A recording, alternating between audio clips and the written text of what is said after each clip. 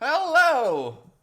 So, hopefully you can hear me. The audio level seems to be fine. Try speaking. I will. Hello. Good, that seems to be working. Yay. Oh, I gotta mute this, otherwise I'm gonna hear myself twice. There we go.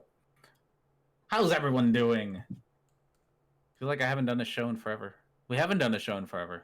No, it's been a while. Oh, it's been a hot second there, hasn't it? Well, I mean, you were off,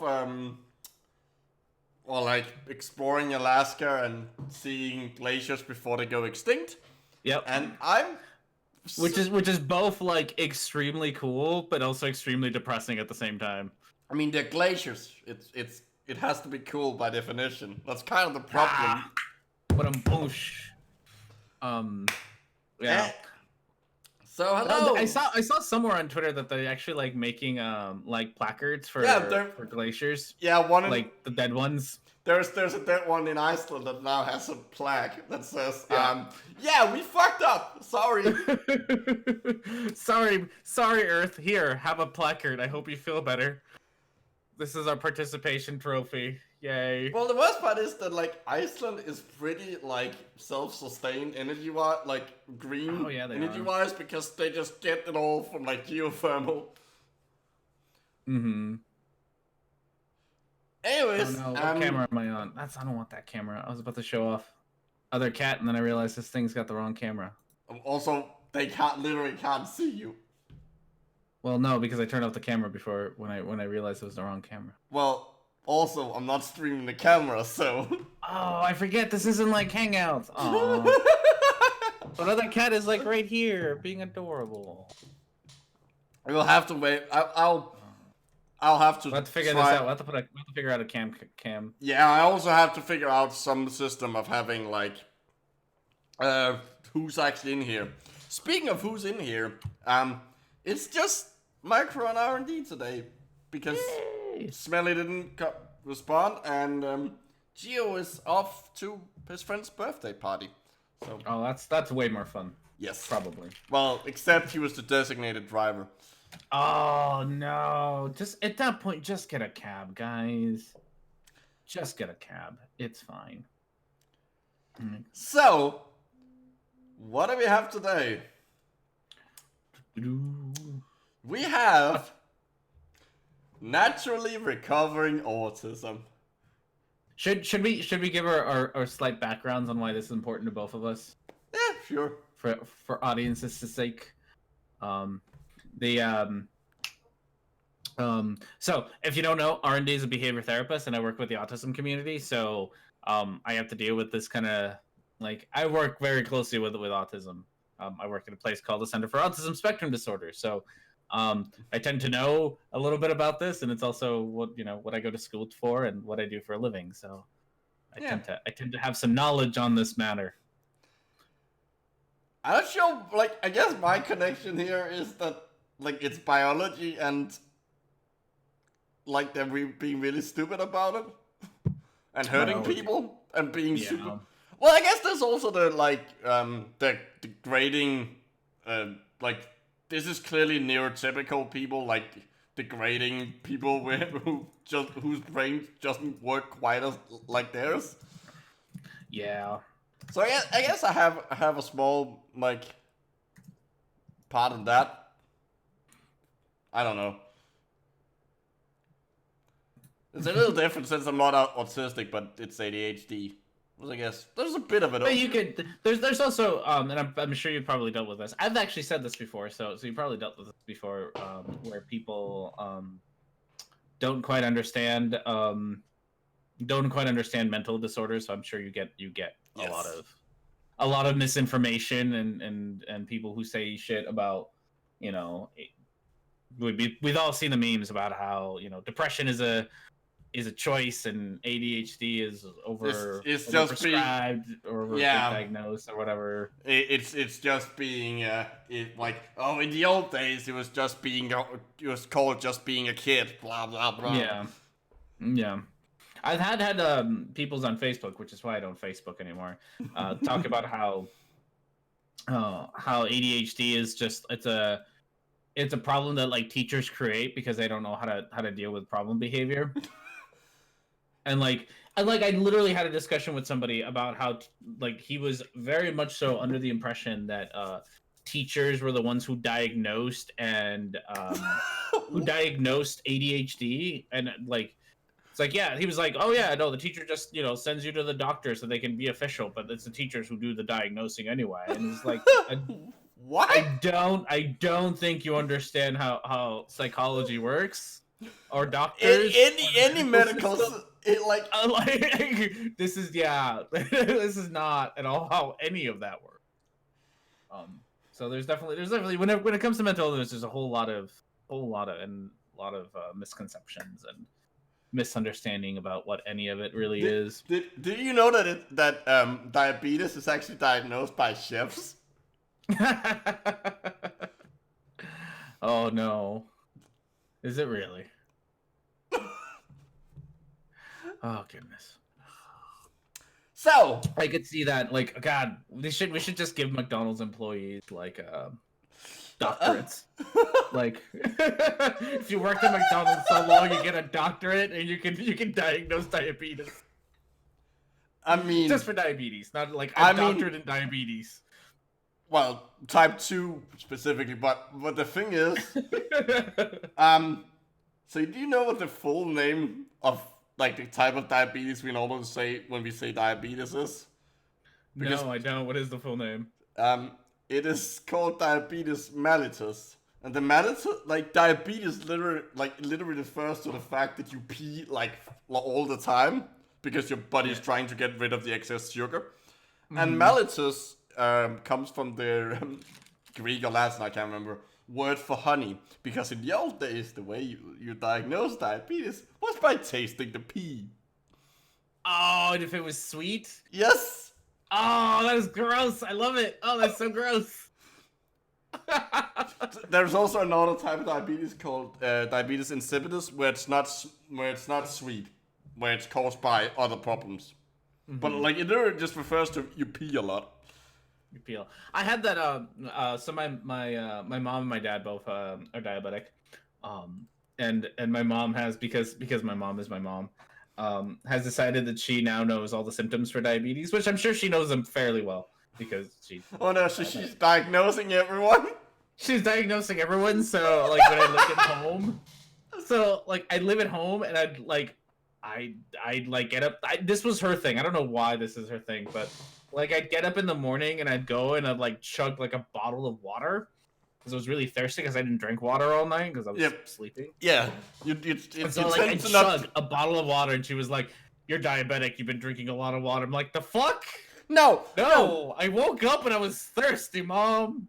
It's not how any of this works. Like diabetes drinking, like you wake up in the middle of the night and like feel like you're fucking dying of thirst. Yeah. No. After you pee. Yeah, that was my mother's diagnostic standards right there. Mm. So, we've gone on some weird tangents already. Let's see. Oh yeah, we're nowhere near autism anymore. I mean, at least you're talking about medical stuff. That's it's true. We haven't gone that far off the rails yet. I'm sure we'll get there. New online free workshop. The 4 stages for naturally recovering from the symptoms of autism. Wait. So, oh no! I read the first step and now I feel terrible. Oh god, no. Wait. Hold on. So it's not actually recovering. Mm-hmm. Like from the symptoms of autism. Yeah. So I guess on the bright side, they're not actually like trying to cure autism, which like puts them miles above autism speak. So are they? Side, like, I can't tell. Like they're still saying recovering from. Yeah, but they're not curing autism. They're just like masking the symptoms of autism. At least on this. So yeah, at least on this page. I'm sure later on they'll get there. It's not a cure. I live at home. Yep, that sounds like a perfect R&D quote. It does. Yeah, so this is just the symptoms. So this workshop, which is also like their main like program thing. Stage 1, healing the gut. Stage 2. Natural heavy metal detoxification. I'm looking forward to seeing how you naturally detoxify heavy metals. I'm $5 says it involves magnets. $5 says it involves magnets. No. You know what it is? It's gonna be fucking chelation therapy. Oh. I know it's because we all know that EDTA is a supernatural compound. Yep. I still would love it to be like, here, take a magnet and swallow it, and all the metal will get pulled out of you. I and you hope that's it out. it. Like honestly, that's so stupid. Like, go ahead, do it. I'm sure their store has like little like magnet or pill-shaped magnets that you can swallow. There's a hard pill to swallow right there. I mean, that is actually a product you get for cows. Oh, is it really? Yeah, because like when a cow is walking in the field and eating, it will sometimes pick up small bits of metal. So what the farmers will do is they will have like it's a magnet encased in plastic that they feed to the cow, and it stays in their stomach.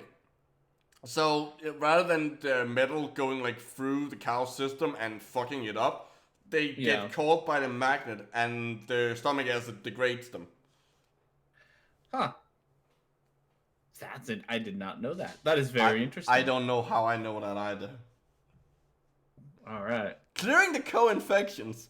Wait, infections? So autism is an infection. You know, it's like the cold. One of those weird infections where there isn't a pathogen involved. I want to know what the autism virus looks like. Oh no, you know what it is? It's probably like candida and yeast and stuff like that, and parasites. If this turns into like giving your kid bleach, I'm gonna lose my shit.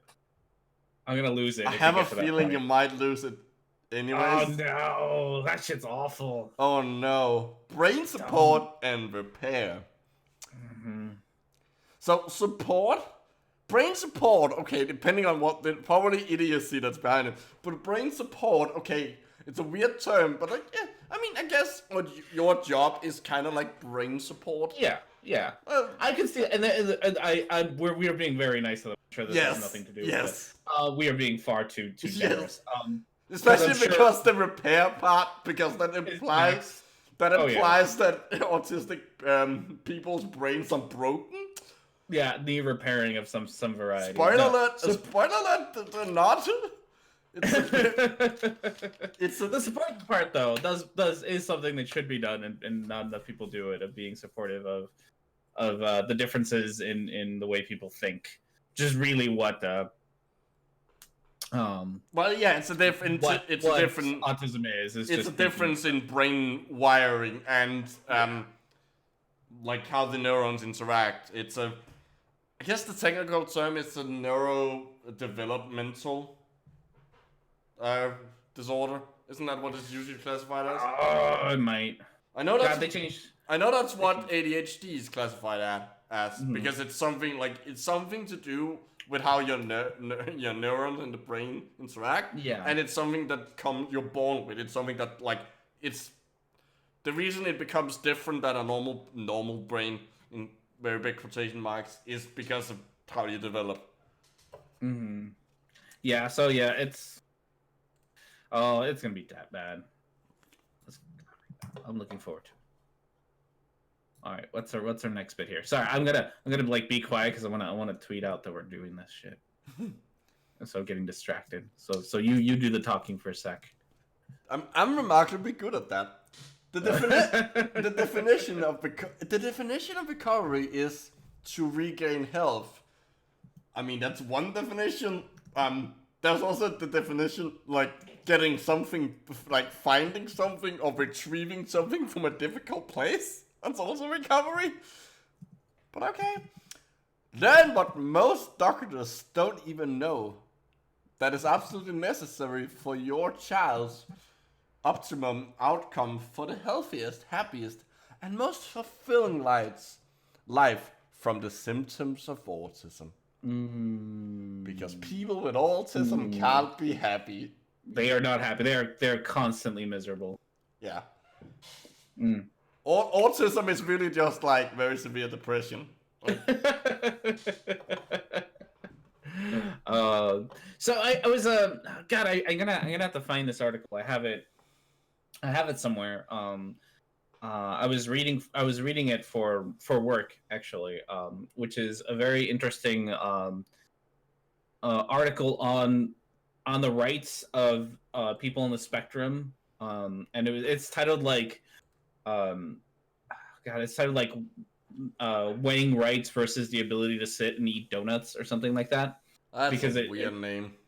It is a weird name, but it's really cool because it pretty much talks about like how much as a society we put things like trying to make people be productive members of society and trying to balance that with like, you know, people on the spectrum sometimes like they also have a right to not work, like, or to not be productive members of society. Like that is a right that everyone else has. You have, you know, neurotypical individuals have the choice to not be productive members of society, yet we don't necessarily give that right to people on the spectrum. We end up a lot of times enforcing this idea that, you know, you're going to go to school, you're going to work at school, and we do end up putting all these social pressures that we don't necessarily put on neurotypical individuals. So it's a very interesting, very nuanced article, and I'm not doing it any justice the way that I'm describing it, but it sounds very, very interesting. That's a like the right to be a productive member of society. That's an interesting that's an interesting way of looking at it. Yeah, and it talks a lot about like how we do treatment, because, you know, and consent with treatment in children specifically, because we often don't ask children for consent to treat them for things. We very rarely do. Like you probably, I don't know if you ever took medication for ADHD. I still do. Still do, but as a kid, you probably weren't given the option of taking it or not taking it. It was probably just, this is what you're doing now. It wasn't really like so much like I kind of like just assumed, because I was told that it would help me. I kind of like, I wasn't like forced to take it. I took it because I trusted the adults around me. Yeah, but you weren't given the choice. It was not I don't know, maybe, yeah. Well, and that's like, kind of the point. We don't give that choice. We sort of assume that it is going to make things better. Well, I mean, to some extent, I don't think I should have, I think it's good that I wasn't given a choice, because like if I on a whim had decided, no, I don't want to take it, that would have fucked up my life. Yeah, but that's the thing. It helped me. And no, and you're right. Like, but we do that a lot to children. We don't necessarily give children choices. Like, this is what you're gonna do. This is the medication you're gonna take. But adults, once, you know, adults kind of have a very different, you know, can actually have input in things. Yeah. So it's a very interesting article. Maybe I can find it. I printed it out and I think it's in my office, but it's a very, very interesting article that sort of compares the ethics talks about the ethics and you know, of treatment, of giving people the choice to not have treatment, which is something that we extend to people. Usually we extend them the right to refuse treatment, but we sometimes don't too, especially when it comes to like nonverbal people on the spectrum. We don't necessarily give them the choice not to have treatment. We just assume that it's going to be better for them. So a lot of things like that. So apparently all this can improve sleep, digestion, and positive social engagement. Now, one thing I want you to notice here is the order that these three things are listed in. Like, improve sleep and digestion. That's things that mainly, like, I mean, it's obviously annoying for the person, for the kid, but it's also things that mainly affect the parents. Whereas this is probably for the child is probably more important. Like this. That's always That's always an interesting balance. What is important to the child versus what's important to the parent. Yeah. But I feel like it's listed here like because this is obviously like for like it's trying. Oh yeah, the parents are the ones coming to this website. Yeah, so it's clearly putting their film first. That's like it might just be a coincidence that I don't think they like sat down and decided on it. I just thought it like I just thought it was funny that it kind of feels like that. Mm-hmm. Increased focus and a much greater sense. Wait, a much greater sense of self-confidence. That's you don't actually get more self-confidence. You just get a sense of your more confidence. Yeah, you don't become something like that's. You don't. Yeah, it's not actually self-confidence. It's just the illusion of self-confidence. Isn't that just called arrogance? I think so. Do you want to have an arrogant child? Bubbles got a good comment that I think is reading. Oh, there are timers going off. Hey Google. Oh, my wife got to it. So Bohobel has this to say. I always say your name right, Bo. Sorry. I'm very conflicted on that R&D. I actually have the option to get medical pension and not work, but that would make me go bonkers more than I already am. If I didn't have something constructed to wake up every day, a job. Yeah, and that's so that's kind of the thing that the article and some of this talks about is to what degree do we impose what is good for somebody? And this, I think, the article really more focused on nonverbal individuals on the autism. Because the issue becomes much more like... when you can't articulate what you want in a way that's... It's very easy for the outside world to force things upon you. Yeah. So we impose what we think should be beneficial to these individuals, but that doesn't necessarily mean that it is, or that they get any joy out of it. A lot of one of the points that was brought up was schools, because schools definitely, especially in America, I'm not sure how schools are in other places, and the article is written from an American perspective. In America, school is very much so set up as a sit down, shut up, and learn your shit kind of deal. And so we often teach those skills. We often teach the sit down, shut up skills. Because that's what school wants. And how beneficial that is questionable. Yeah. But do we really want to teach this just so that school is happy, or is it actually beneficial to the individual? I hope you can provide a link to the article. You know what? I will take my time right now to find it. But R&D, if you take that time, you won't know how this thing has the ability to make the kids reach their fullest potential and live a healthy, happy life. Because we all know that without the symptom of autism is just like it's terrible. Like you're just miserable all the time. Like they're never happy. All right, I did find it. Okay, so it didn't take me very long. I mean, with the weird title. With the weird title, I literally had to put the right to eat donuts, and then fucking search engine brought it right up. That's a great title. Okay, so I'm gonna try to find an actual link to it, but if you are interested in finding this, the full name of the article is called "Balancing the Right to Habilitation with the Right to Personal Liberties: The Rights of People with Developmental Disabilities to Eat Too Many Donuts and Take a Nap." That is the name of the journal. In the Journal of Applied Behavior Analysis, Volume 23, Issue 1, page 79. That kind of article. Yeah. Oh no, this is a peer-reviewed article. I thought it was like an article in a well-written article, but like Time or anything. No, this is like a peer-reviewed article. Oh, nice.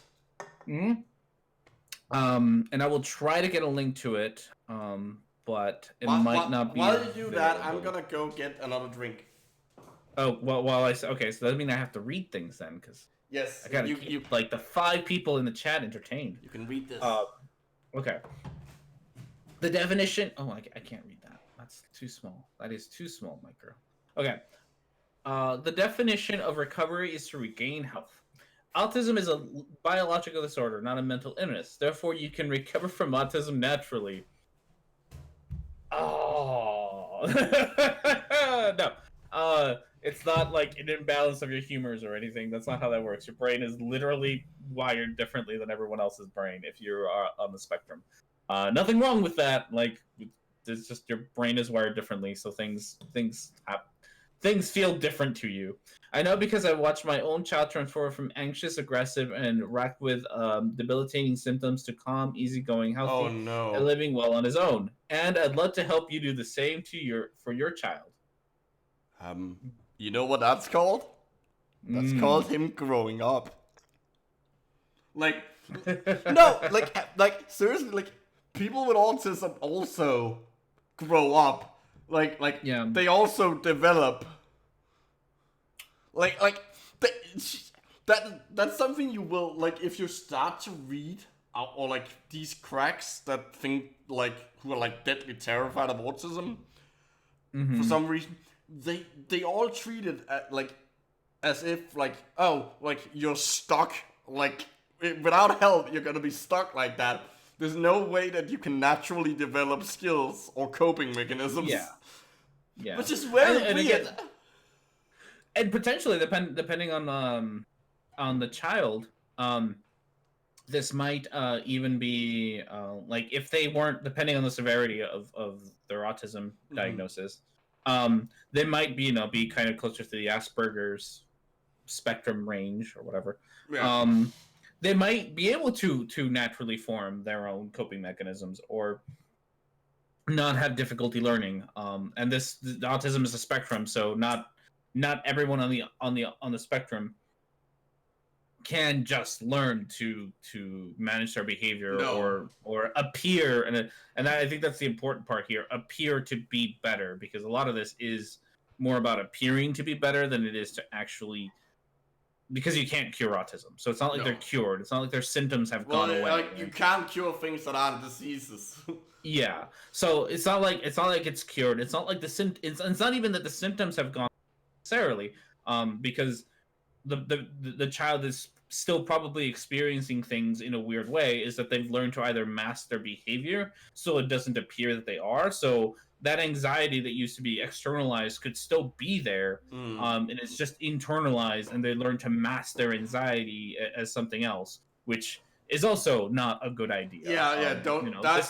That's a bad coping mechanism. Yeah, this is like telling someone who's got depression to just smile and be better. Like, if you just smile and be happy, and you might find people who are depressed who can smile and appear, at least on the outside, to be happy or at least not depressed individuals. To have emotions. That doesn't actually mean that they're not depressed. That doesn't mean the chemical imbalance in their brain is fixed. It means that they learn how to mask their depression to a point where it's socially acceptable, not that they're actually better.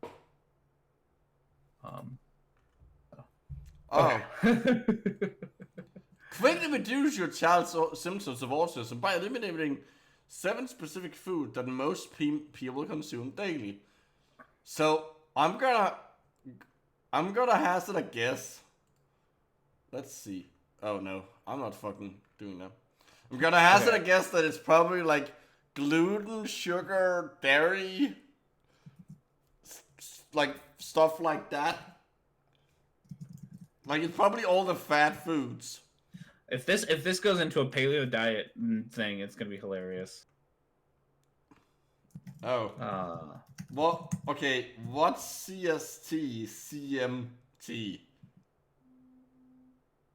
Central Standard Time? So I gotta keep interrupting things. For Bo and anyone else who's interested, I can't actually find the link because this wasn't published online anywhere. It was published in a journal, which is the journal that I said, the Journal for Applied Behavior Analysis, but it looks like it only came out in print, and there isn't a digital copy, so I can't even give you like a digital DIO or whatever they're called. That's weird. It's an older article, I think. Yeah, so it's like, I don't remember exactly what year it's from, but it's, I have a digital copy. I take it back. I might have a digital copy in my email because because I have these things. So for now, you can look that up, but I will try to find a digital copy. This is an article that we read. I have access to this article, this journal at work, so we have somebody bothered to scan this at some point or another, but I will try to find it. Arnie, can you please read this? I will. Do. All right, let's go. Okay, so this is Karen Thomas, and what does Karen Thomas say? My passion for to naturally recover their children came from my own child's diagnosis on the autism spectrum. My holistic background and knowledge of the brain through my craniosacral therapy practice assured me that my own child could and would heal if given the right support. So do you know what craniosacral therapy is? What is craniosacral?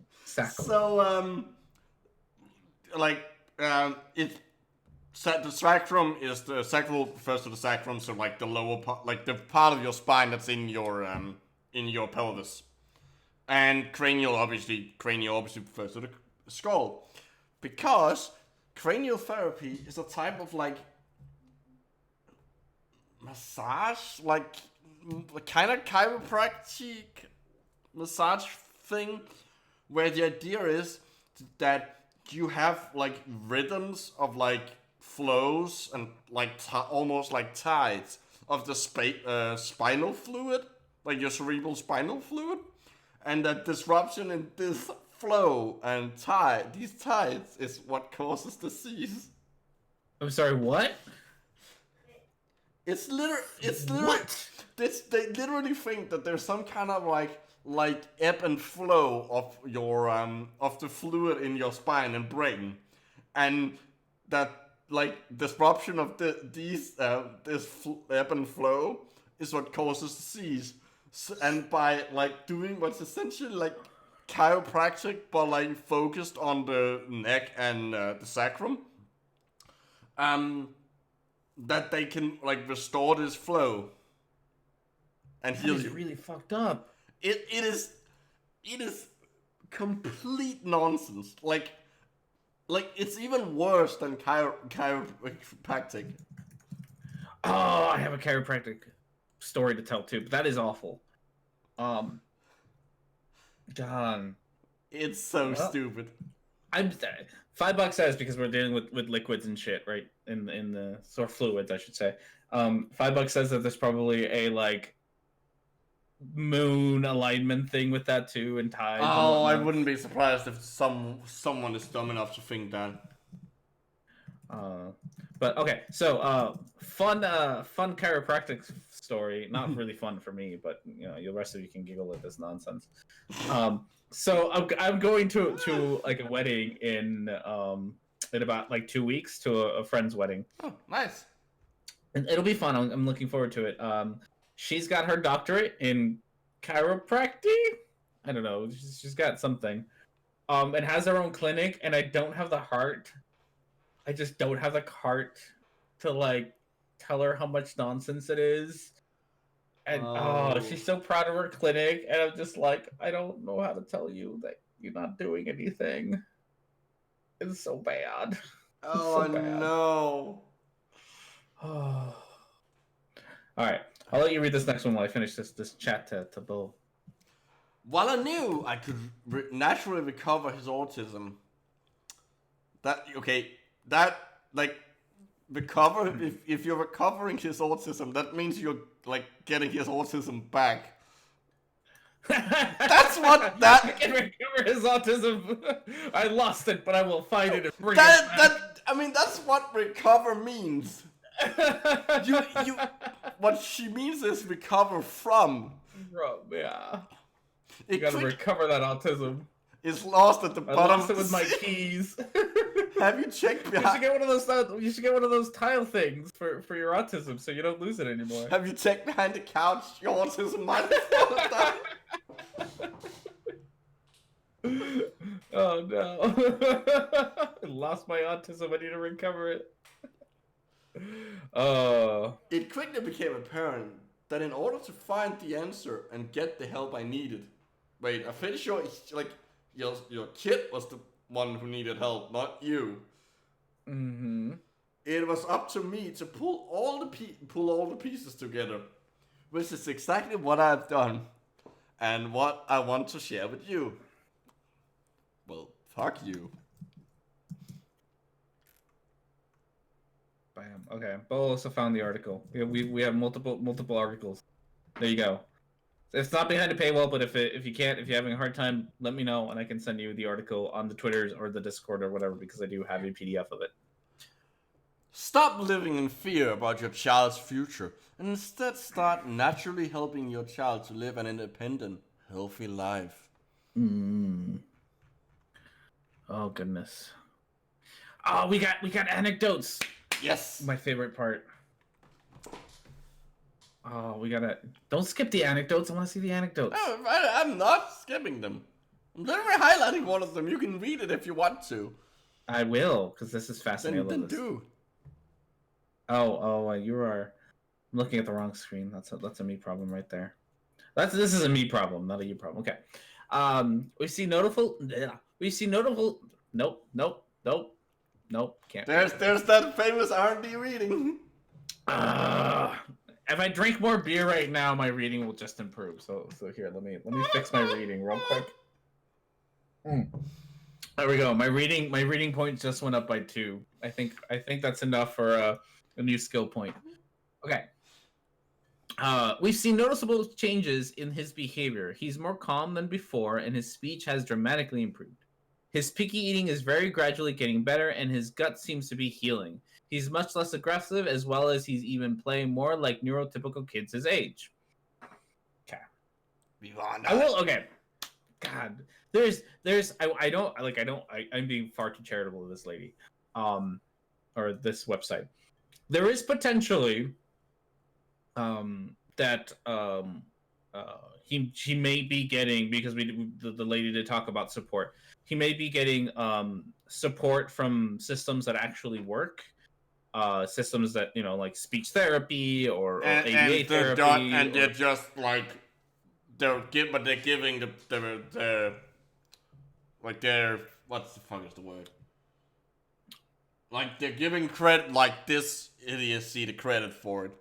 Yeah, so these two things could be happening at the same time. You're doing woo magic stuff, and real sciencey things at the same time, but not giving the science the credit, instead giving the woo the credit. So that's a possibility as to why some of these changes are happening. It's like, oh, we changed their diet, but they're also getting speech therapy at home or at school, or they're getting some sort of therapy at school or at home, and they're not giving credit to the right spot. They're just assigning the credit. They're also just getting older. Yeah, they might be learning coping strategies on their own. There's nothing in autism that says that you are incapable of learning things naturally just by experiencing them. The kid could just be learning as well. The one that I have a slight problem with, which is something that I got into an argument on Twitter's, which is the play more like neurotypical kids thing, his age. And I did get into a fight with somebody about this, because there's this term that is used in ABA therapy, that we call appropriate play, because there are appropriate ways to play with things. There's an appropriate way to play fucking Monopoly, and there's the not appropriate way to play Monopoly. Well, the appropriate way to play Monopoly is not to play Monopoly. That is true. It is a shit game. So I guess a better example might be, there's like an play with like toy cars, which is to like roll them around and pretend that you're driving them. Not throw them across the room. Not throw them across the room. So there's an appropriate play and an inappropriate play. Both of these kinds of plays, the throwing the toy and the like rolling it, both can give somebody like pleasure doing them. So a kid might just get a kick out of throwing the damn toy. Throwing toy cars across the room and breaking things is fun, as long as there aren't any consequences with it. Yeah. And you don't break any of your stuff. Yeah, you don't break any of your stuff. So appropriate in this case kind of it is a bit of a of a relative term about what is appropriate and what isn't appropriate. But one of the things that I got into a fight with people is the fact that a concept such as appropriate play exists, but we don't necessarily people don't necessarily teach appropriate play for appropriate play's sake. Like, we don't when it comes to ABA therapy in particular, we don't teach kids this is how you should always play with these toys so that they do it for that reason. We sometimes do it because if the way that they're playing with it is to throw it across the room, that is potentially people getting hurt, property getting destroyed, whatnots. Also, if you want to play with other kids and you're constantly throwing all your shit around, the other kids aren't going to want to play with you. And actually getting to play with other kids is probably might be something they potentially want to do. So it's preventing them from doing other things they actually want to do even more. Yeah. So there are instances where we do teach appropriate play skills, and it's not, but the sole reason isn't they have to play appropriately. It's the reason might be so they can play with others, so they can not destroy their own toys, and whatnot. But sometimes you don't need those. So we've had kids at the clinic who literally just like sitting around playing with a shoestring, and like that's their fun thing. We don't teach them to not play with shoestrings. No. Why would you? They're enjoying it. Yeah, they're enjoying it, and as long as they're doing it in a way that's safe, then there's no point. Yeah. So this he's playing like a neurotypical kid is a bit problematic in its own way. Like, he might be doing, it might be a good thing. He might. Well, I mean, they might just essentially, like, if you give them the benefit of the doubt, it might just mean like appropriate play. Yeah. So that's my little rant about that sentence. All right, which one's next? Oh, you got the next one. My son has shown huge progress. He's now exists. I didn't know I had a son. Oh shit! Where did he come from? He went from no eye contact to existing. To always look. Okay, that's just creepy. He should always looking at you. If he's always looking at you, come on. Even neurotypical individuals don't always look at you when. Even when we're sleeping, he's just standing there looking at us. Yeah. Duh. Sorry, I just Tara. Okay, all right. If you're super sensitive to talk about sex, you should close your eyes. If you have pets, one of the most awkward things sex than having your pet staring at you. It's really fucking weird. But it happens all the time if you have pets. You just look up and there's big yellow eyes. It's really? This is how we decided to use our time today. Oh, so watch me have sex. Great.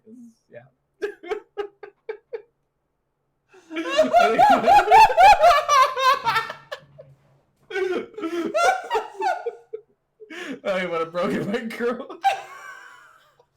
I just never considered that because I've never had a pet that could actually that would actually stare at me. All I've had is fish and a lizard.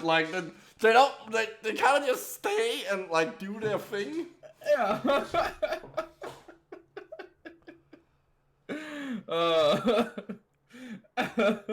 Alright.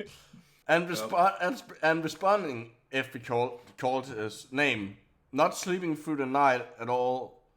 Oh, not sleeping through the night at all. So sleeping the full night.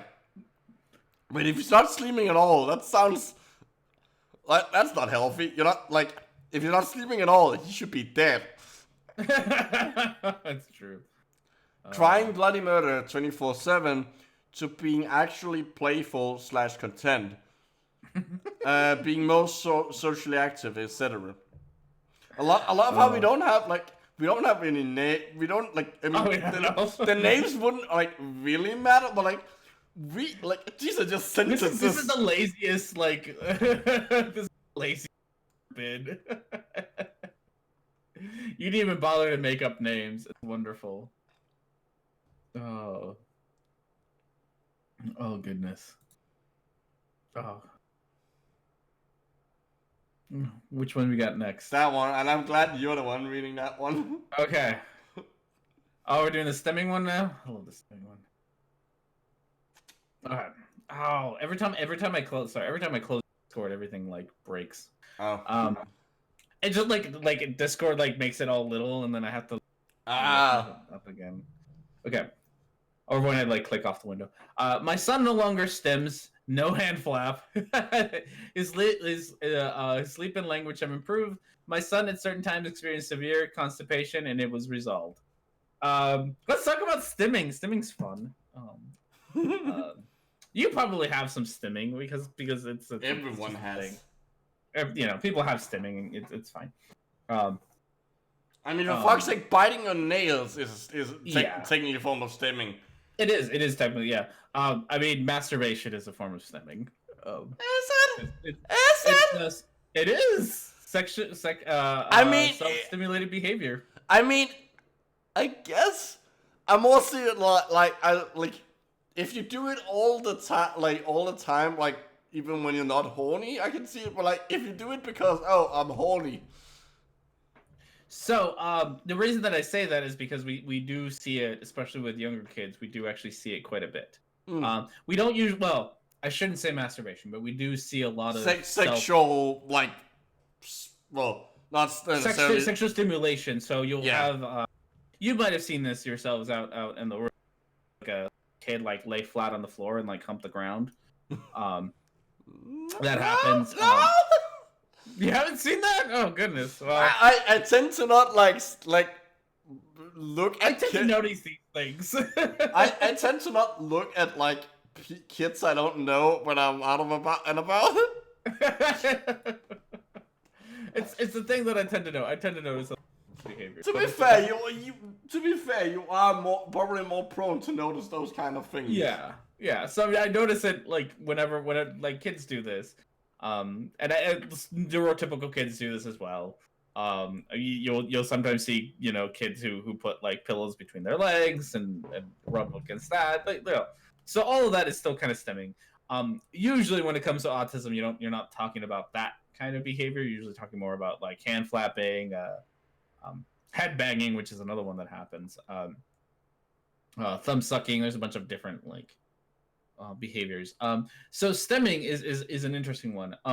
Unless it's genuinely harmful to the individual, stopping stemming is not a very good thing to do. Well, no, it's depriving them of something they enjoy.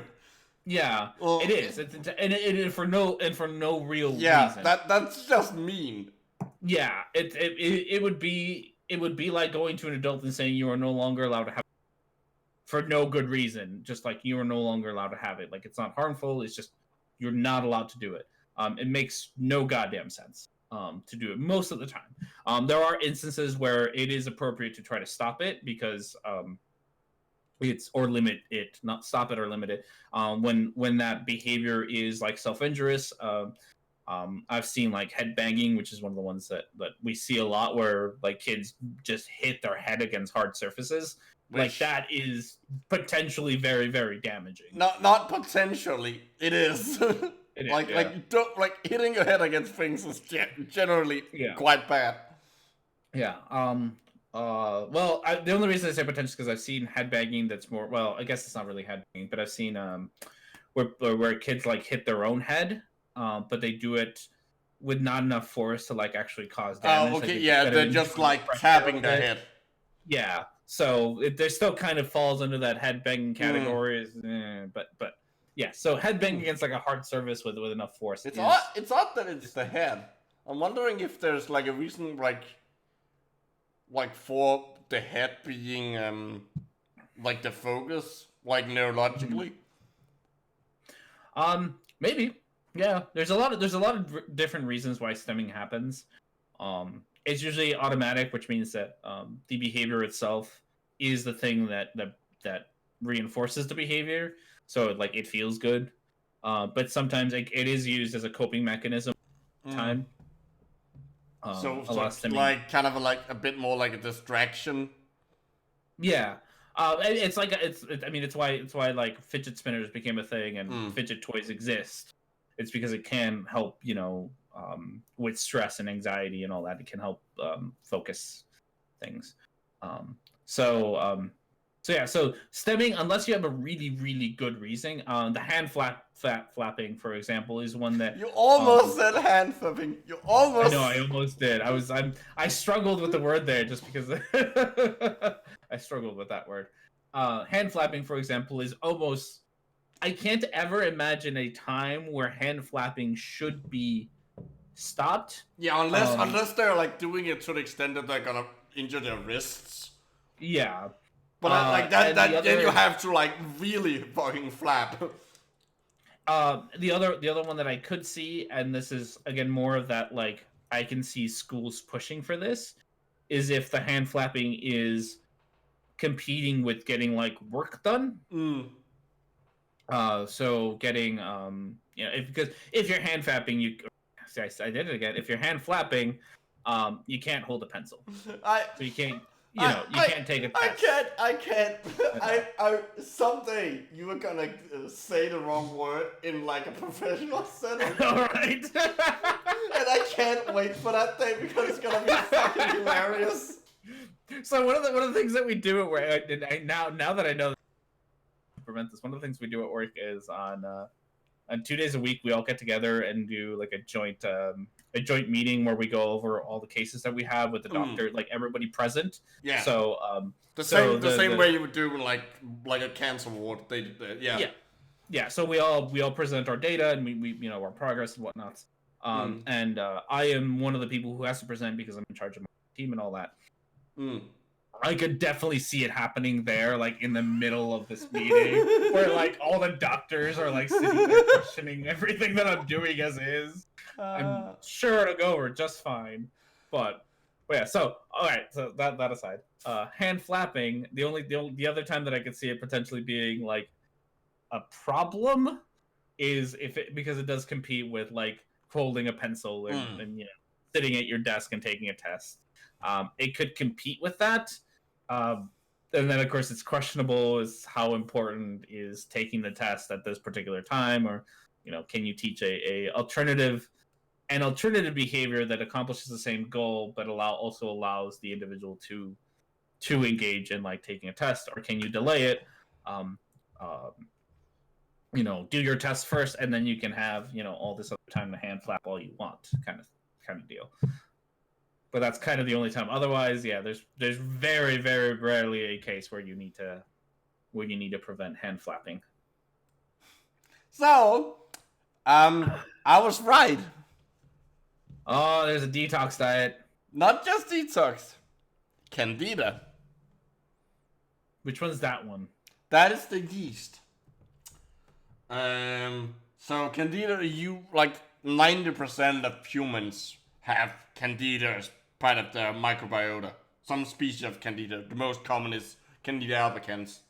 And it can be an opportunistic pathogen, like if you have a weakened immune system or stuff like that.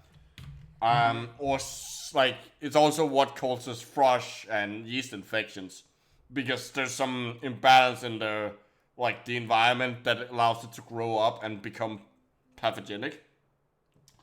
But quacks think that it causes everything, and that they think that it literally grows all over your gut and replaces all of your gut bacteria, and just becomes an infestation, and that makes you sick.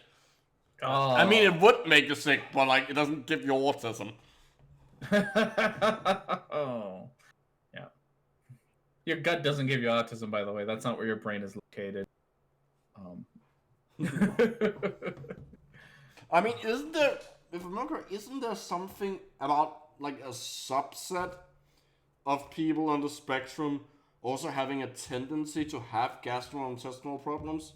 I seem to remember reading that, or maybe I'm misremembering something here. I would have to look that up. There's a lot of fun correlations with yeah. That's probably the right word. Between different medical stuff that happens together. It's not. But yeah, I mean, obviously, even if that is the case, like that's not why the person has autism. Like that's not how it works. Yeah, I was actually last semester, and I haven't read any of these articles, so don't ask me about them. But I was looking for last semester was looking for articles to read for class, and I obviously looked for like articles on autism and whatnot because that's field of expertise. And I found actually, what I found a lot was there's a lot of articles that have there's a lot of relationship between autism and transgenderism. That's a thing. Yeah, so there's a, and I have to read these studies, but it was a topic that got brought up a lot when I looked up autism was its relationship with transgender. Which is very interesting. I think I really should read some of these articles and see what that correlation is. I mean, I just like pulling shit out of my butt.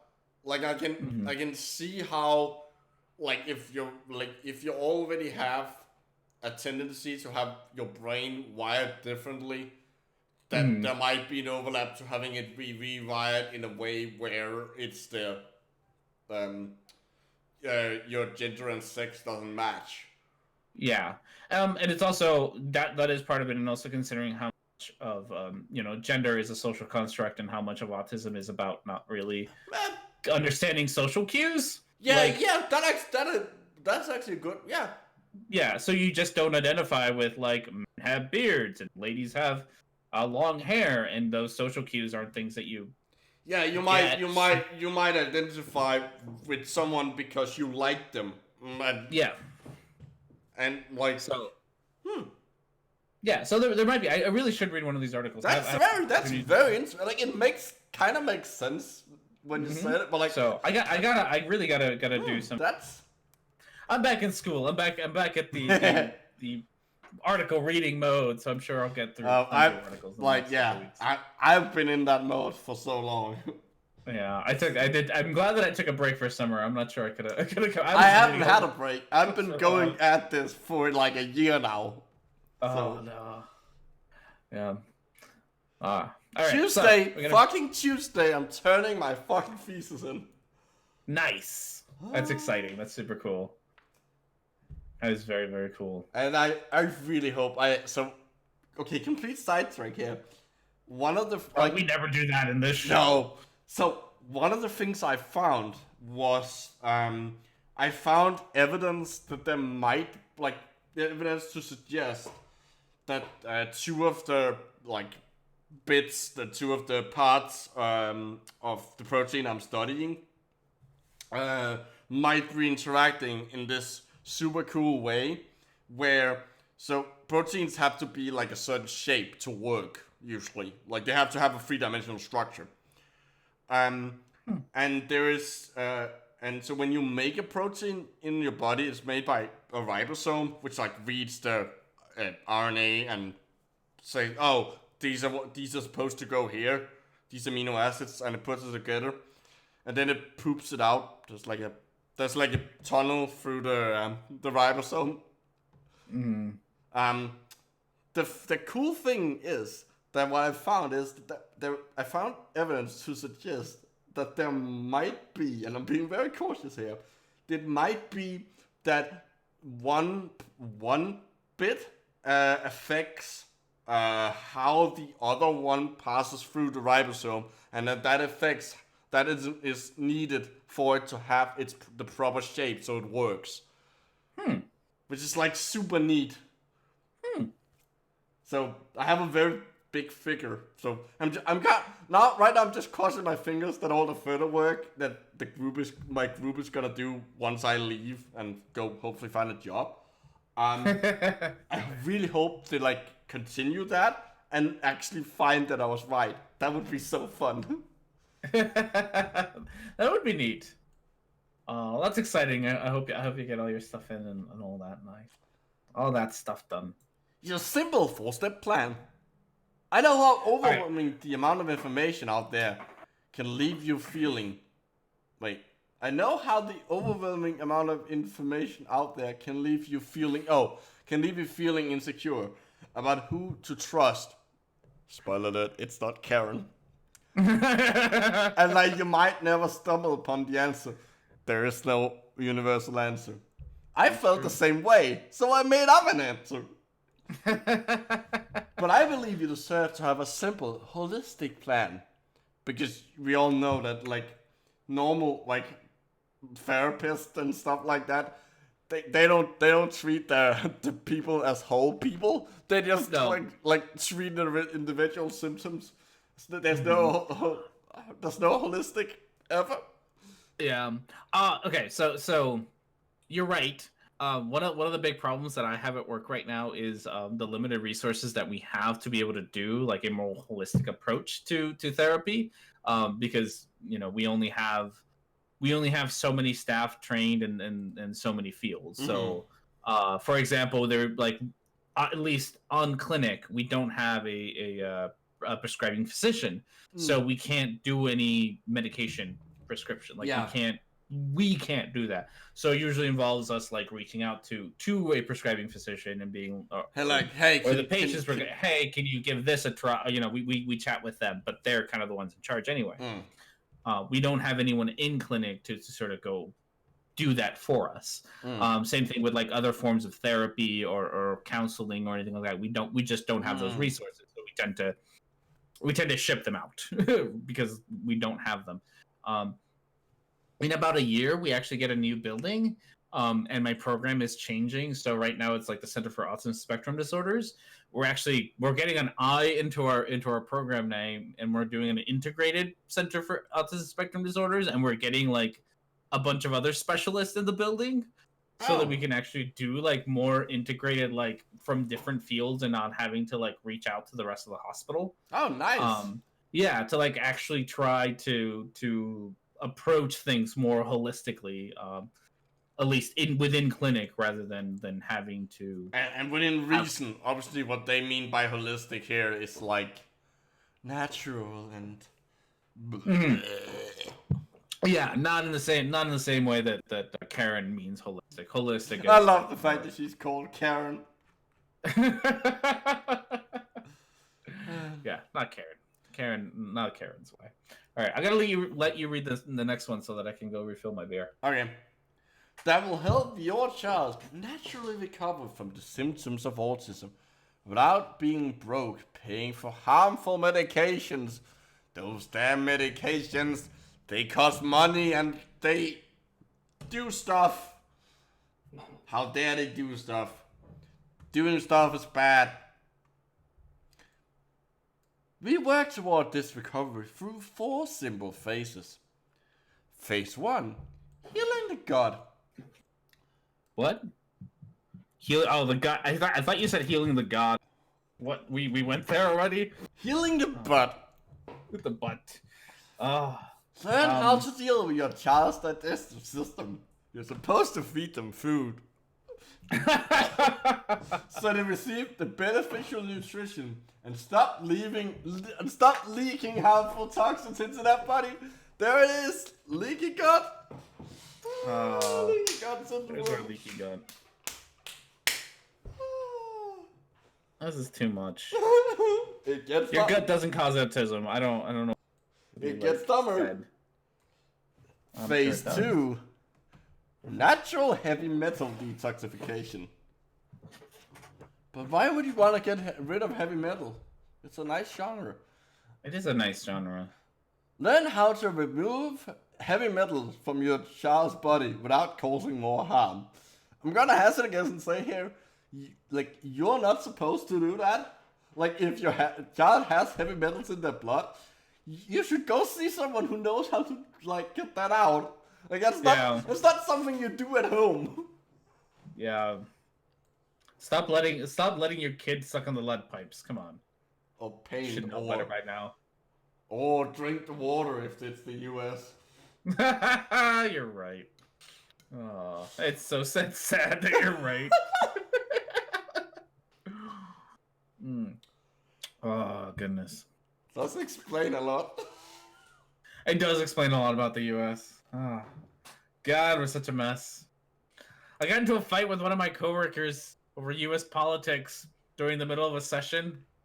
Oh no, no! It was bad. I didn't. To be fair to me, I didn't start this shit. It was one of my other coworkers who started this shit. It was not me. One of my other coworkers like brought up Trump in like so. I guess quick explanation. A session is like a trial. So we do in the clinic we do like little like trials of to see how a behavior functions within this trial. And so we were in the middle of a session. And the therapist left the room and came back into like a little observation booth, and one of the other therapists was like brought up Trump, and then they started getting into this argument about Trump, and it got to the point where I told the therapist to just go back into the therapy room, and everyone's like, why? It's like, just go back in, you have to go back in. Entirely destroyed the protocol, did everything that was not supposed to, but I couldn't stand her anymore, so I just told her to get the fuck out of the booth. Well, I also feel like that's like also not part of the protocol. No, definitely not. I entirely fucked up. I made a mess out of that session. I didn't even care. No, they started by making a mess out of it. Like they don't already fucked up by doing that. Oh yeah. Everything was a mess. I don't care. I'm high enough up on the rungs that nobody time about. Like, nope, can't stand it. Get out. I don't care anymore. Clearing the co-infections. Oh, speaking of Trump, learn how to get rid of the infections that can prevent recovery. Brain support and repair. Learn how to support and even repair your child's brain so they can start living a more independent life. Repair your brain. That's funny because we have plenty of examples of the fact that your brain doesn't repair. Like it kind of like it doesn't really repair. It kind of just compensates. Yeah. It's also neat. What's that? Oh, God, I forget the name of the surgery where they like cut your brain in half. Split brain. Huh? You mean you're talking about split brain patients, where their brains start, the two brain halves start functioning independently, and they can develop what is essentially two different personalities. No, I'm not talking about that one. Is neat too, but no, there's you do this a lot with patients with seizures. There's like a thing that connects their two halves. Yeah, your corpus callosum. That is split brain person. That's split in the brain. That's how you get split brain patients. Okay. But yeah, you do that. You cut the brain in half. Yeah, you cut the corpus callosum because that's connecting the two hemispheres. So when you have a seizure, it's like an electrical storm, but like it's basically like you have signals going all through the brain that just like keeps going and feeding into themselves. And if you cut it in half, then it can't spread from brain half to brain half. So the seizures can't go from one brain half to the other. But it does mean that their two brain halves now can't talk to each other. So they sometimes end up you can have, so because one half the brain controls their speech and the other one still has some language in it and is still has control over one of the hands, you can have them say something and then write with one brain half and then write something with the other, and the two answers can disagree with themselves. Yes.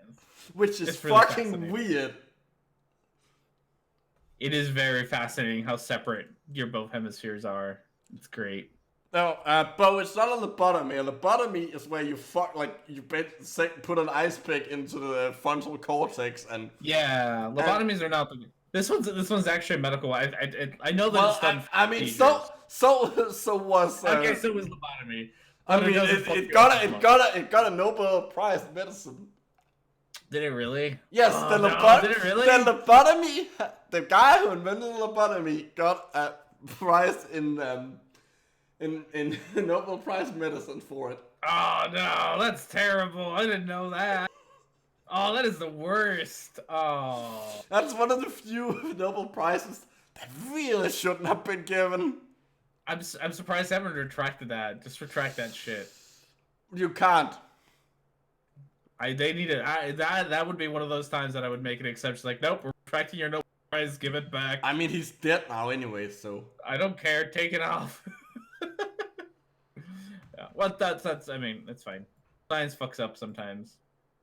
The difference is we learn from our fuck ups. yes.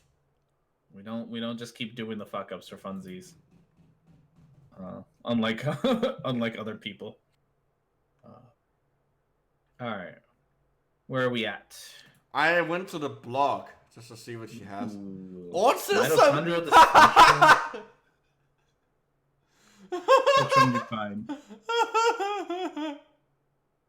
How to protect yourself from electromagnetic field radiation. Autism and electromagnetic fields. So apparently, fucking cell phones cause autism. I'm sure that's one of them. Cell phones cause autism. Could mass cell activation syndrome be hijacking your autism? Okay, that's an immune reaction. Like mast cell activation. Mast cells are these cells that you have all around your immune cells all around the body that kind of like they're the immune cells that first notice that okay, something's wrong. And then they send out signals, hence the term mast cell. You should click on it. We can read it. Is the thing? Now I'm not sure. Hold on. I want to be sure that I'm not saying bullshit here.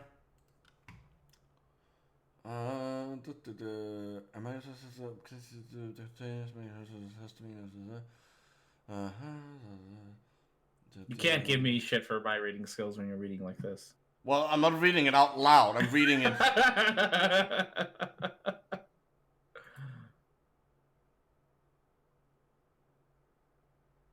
You got.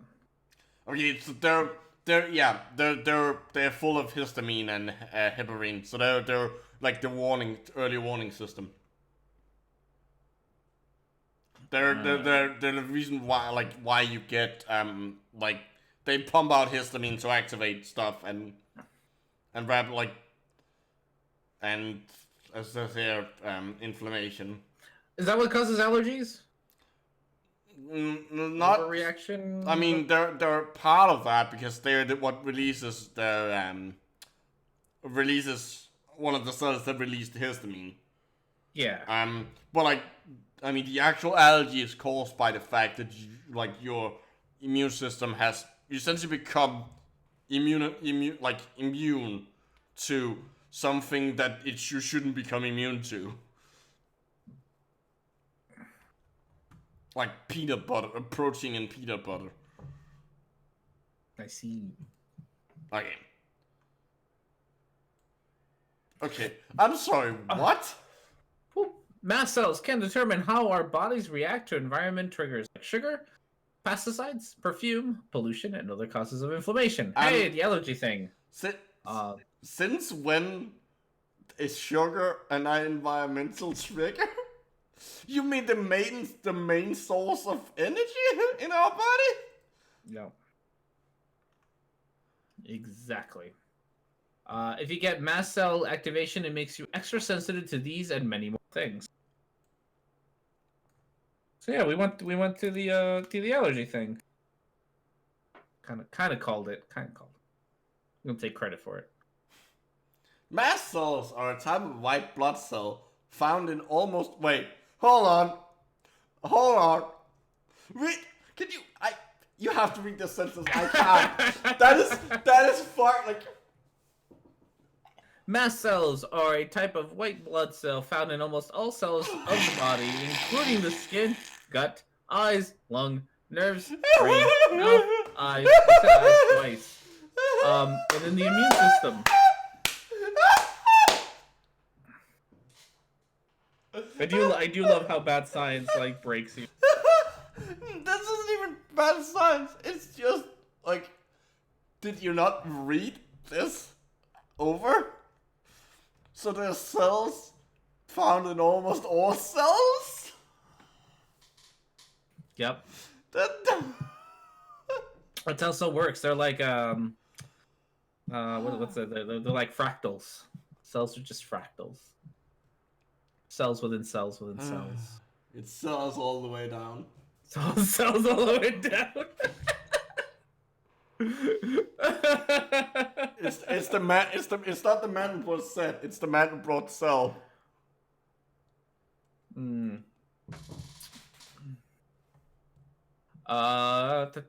help the immune system stay in balance or regulate. Mast cells are involved in allergic reaction and often noted in histamine reactions. Well, yeah. Mast help us heal, and they help the blood-brain barrier function, which helps protect your brain from toxins. That one is I'm not sure about. That seems like not something they would function. Like your blood-brain barrier pretty much functions on its own, thanks to the blood vessels and astrocytes that make like that is the actual barrier. I mean, I'm sure mast cells have some part of it, but like I don't think they're that hugely important to it. Like I could be wrong here. Like I'm just like that doesn't seem like. I wouldn't know. My biology is terrible. That's why you have me. It's true. I can psychology, I can't biology. Well, I mean that's part of biology. As much as you hate it, you are dealing with biology. I've had to learn a little bit more about biology than I thought I would. All right, Europe. Dr. Martin Pal. He's your pal. Dr. Martin Pal, specialist in genetics, cell biology, and biochemistry, biophysics. That's not one specialty. That's five different. That's three. No, that's five. That's four different specialties.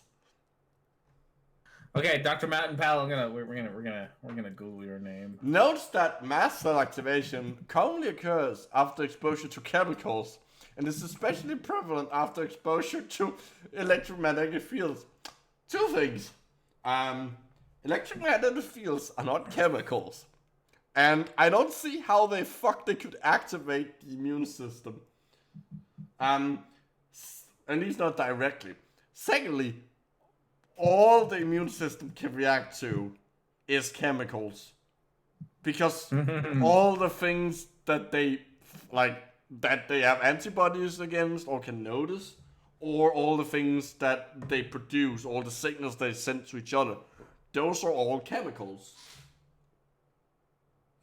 Okay, according to the internets,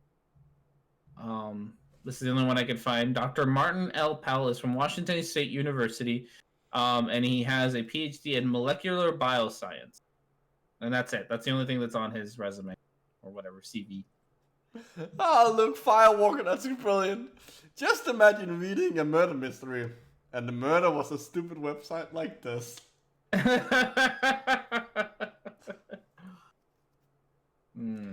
That is some like satirical sci-fi story murder mystery there. Oh god, yeah, it would be. That's a Black Mirror like screenwriting right there. No, it's too dumb. It's too dumb. Like the fact that you would be dying of how dumb the website is what makes it like it would be like more like it's a parody. It's not like more of an Onion article. Yeah, like that's the Onion version of Black Mirror. Black Onion. Oh, do you need more of that? Black Onion sounds. That's a bad name. Oh no. Like that's an old rock with a bit of heavy metal inspiration band name. that is what that band makes. It's a good band name, I'll give you that, but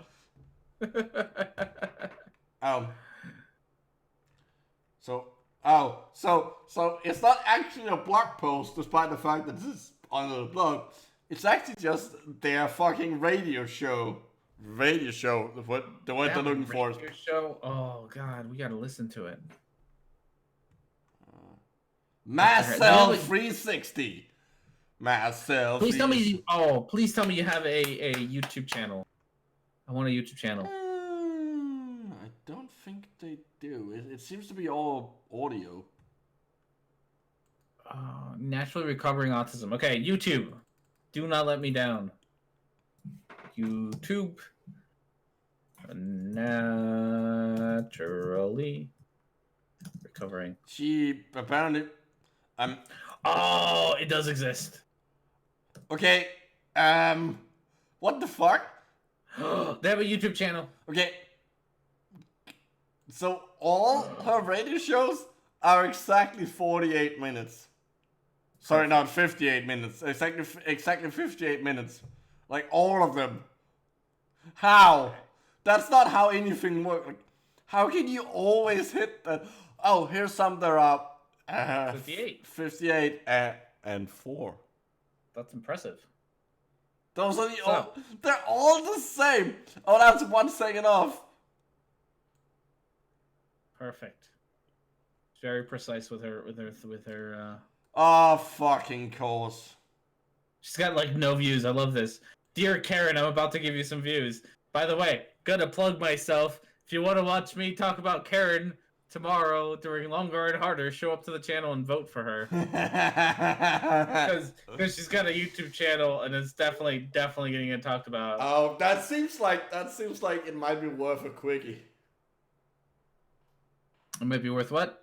A quickie video. It might be. She's got so much crap on here. It's fantastic. All about Lyme disease, the comorbid symptoms of autism, muscle testing. Oh, this is fantastic. Oh, this is so great. all her fucking blog posts aren't actually blog posts. They're just references to a fucking radio show. Why have it on the blog then? Oh, there we go. There it is. Website. It's my favorite website right now. There it is. Genetic mutation in MTHFR, which is an enzyme in your in the methylation pathway that if you have certain mutations in it, you have to get some things as a supplement, and if you get that, you're fine. You can there's just ways to test for that, but there are people who for some reason think that these mutations are also the cause of autism. Their reasoning being that they have at one point heard that there's something called epigenetics that is where you use methylation, among other things, to turn genes on and off. And while there is sort of a connection between this and that, they have taken it to mean that if you have mutation in this gene, that it causes autism because it turns off and off the wrong genes or something like that. All of this sounds just like So wait, what's the difference between her podcast and between what? What's the difference between her podcast and her radio show? I don't know, they're probably the same. All right, should we get? I think we have probably enough time to pick one more. Well, the problem is, it doesn't seem like there's actually anything. It's all these things are okay, there's a bit more here. Okay, there are some of them that are an actual thing you can read. Actual blog posts, not just... Yeah. Oxygen therapy, oh, that's great. Citizenry, break down biofilm of bacteria and viruses. First of all, it's not viruses, it's vira. Second of all, vira don't form biofilm. How to calm the stress response, HPA. Wait, how can you have what the fuck do you mean SNP genes? That's nonsense. So SNPs are, as it says here, a single nucleotide polymorphism. It's basically it means a mutation in a single base pair. So, like, snip genes doesn't make any sense. You don't That have... looks like it's... Oh, that's got the thing that you were just talking about. The NTFR thing is in there. Probably. Yeah, if you open it... I opened it. If you opened it, it's in there. Yeah. Like, gene snip? You don't have a gene snip. Also, just because it's pronounced snip doesn't mean that you are that you write it out as that. You still write it out as SNP. It's just how you like. Oh,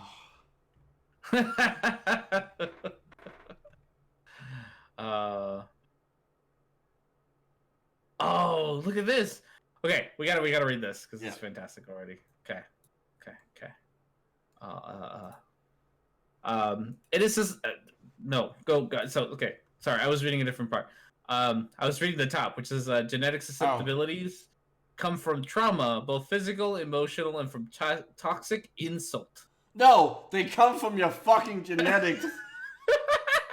Less than 5% of humans have genetic defects at birth. Okay, if you get a genetic defect after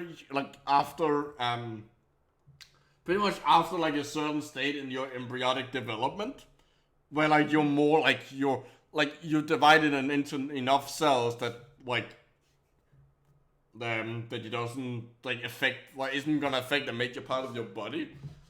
Like if you get it at any point after that, those are gonna be one or a very few cells, and that either means that cell is gonna commit suicide, or which is, I'm really sad because in Danish the word for suicide is selvmord, and the word for cell is also cell, so it kind of fits. Oh no! That is both fascinating and depressing at the same time. I mean, it's spelled differently. It's SELV. Oh.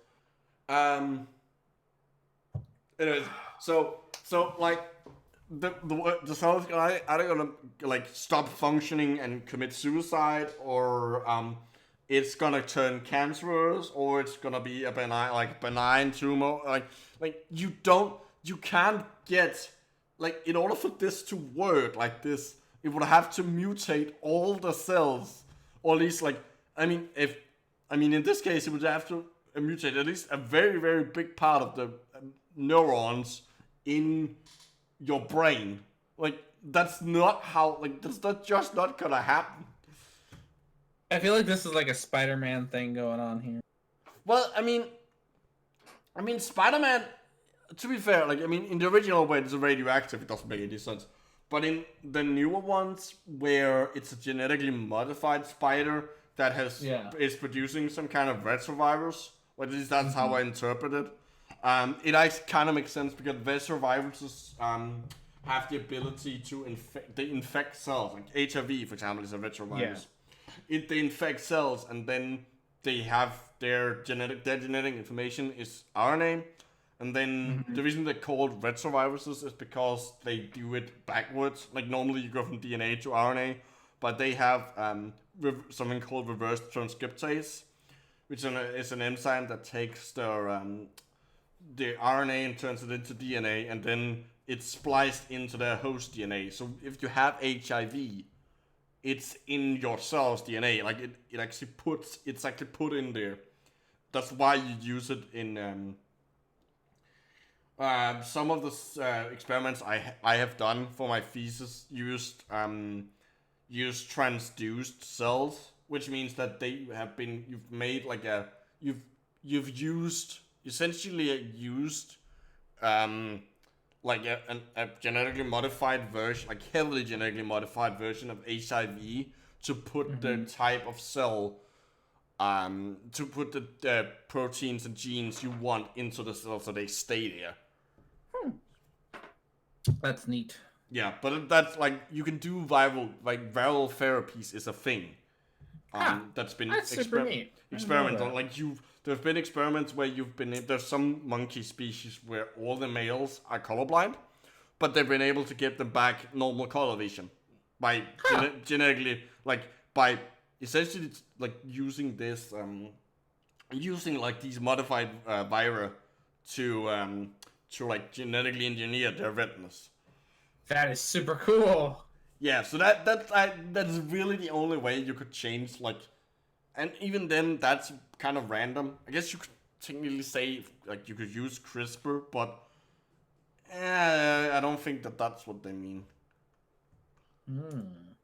No, I doubt it. Yeah, usually the only time I know about retroviruses are endogenous retroviruses that do, which are really cool, and they show like really neat genetic changes in species over time, which is neat. Not just that, without them, we wouldn't be here. Because one of the there was at some point there was a retrovirus that infected some early ancestor of mammals, and got stuck in there. It became an endogenous retrovirus. One of the proteins it had started to get produced. That protein eventually became one of the proteins that is integral to the placenta anchoring into the wall of the uterus. So without that infection, you placental mammals, and thus us, wouldn't exist. Huh. Yes. That is, wow. That is so fucking neat. It's one of my favorite facts. I do, well, more reasons to like endogenous retroviruses. They're neat. They're very neat. Like, I wouldn't want one, but like... well, okay, endogenous is fine. Yeah. But I would prefer not to be HIV positive. Yeah. Oh no. You want to know something fucked up? I found out recently that there is like a people whose fetish is to have like unprotected sex with people who are HIV positive. That is fucked up. They're called like pox pigs or pox chasers. Wow. That's real fucked up. That is, I mean, I don't want to kink shame, but that seems like a kink you shouldn't live out. Yeah, that's a weird one. I don't know. Yeah. I feel like that is one of those points that I think kink shaming might actually be okay. Well, not shaming, more like maybe don't. Maybe don't. That is a real that's a real unhealthy one right there. But also, it was really stuck if that's your fetish, if that's what gets you off, but like you're also rational enough to know you shouldn't do it. That must be fucking annoying. Yeah, good. That is.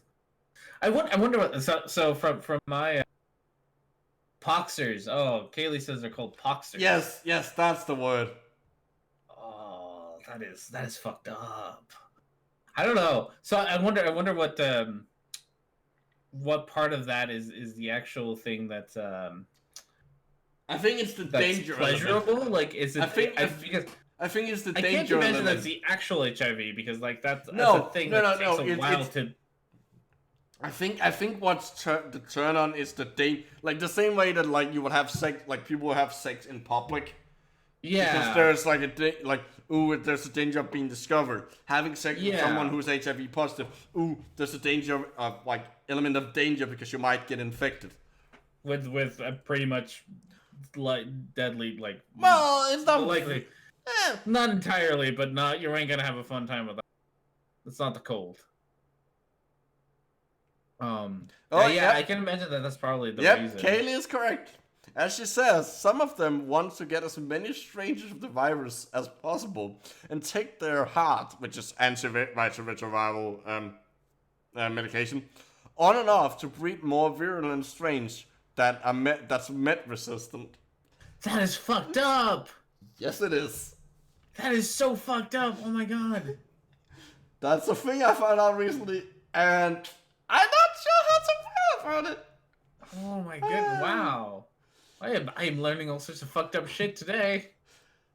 Well. Wow. Viruses and sex. That's a combination. That might potentially be your title for viruses and sex. The autism sex virus edition. Yeah, I was trying to figure out a good way to put it. But that might have to be it. The autism sex virus. That's. I mean, we're not monetized, but then we get us monetized so quick. And that right there, everyone is. That's how we get canceled. Changing the title. Yes. That's how we get canceled. Oh goodness gracious. They should be quarantined on a remote island with all the anti-vaxxers they show. That is a really fucked up. I did not know that this was a group of people that existed. Yeah, that is a really fucked up thing. Oh. It is. Oh, goodness gracious. Oh. Alright. Should we try a different article or should we try to read more? This one looks like it's got a lot of big words that I'm not gonna be able to understand. I just want to read this. It's estimated that 98% of people with autism have an MTHFR gene SNP. That's not true. like that's not true at all. Let's see what else we have. Oh, poop transplant. Do you want a poop transplant? That's a poop transplant. Microbiota transplant therapy for treating GI problems. What? Yeah, it's a poop transplant. It's a fecal transplant. That isn't poop, yeah. I mean, it's a thing. It's probably not gonna heal your autism, but Huh. There's a lot of gut stuff with autism, which is surprising. Like it's like your brain is not there, and I'm just surprised that people. I mean, there is a lot of like crosstalk between your gut and your brain when we're finding more and more that there is, but we don't understand it enough yet to actually be like able to say any of these things. Mm-hmm. So this is their autism and electromagnetic fields, which is by Dr. Martin Powell. So so is he actually a quack? I'm assuming so. Gosh, you have a doctorate, like a real doctorate too, from what I can tell.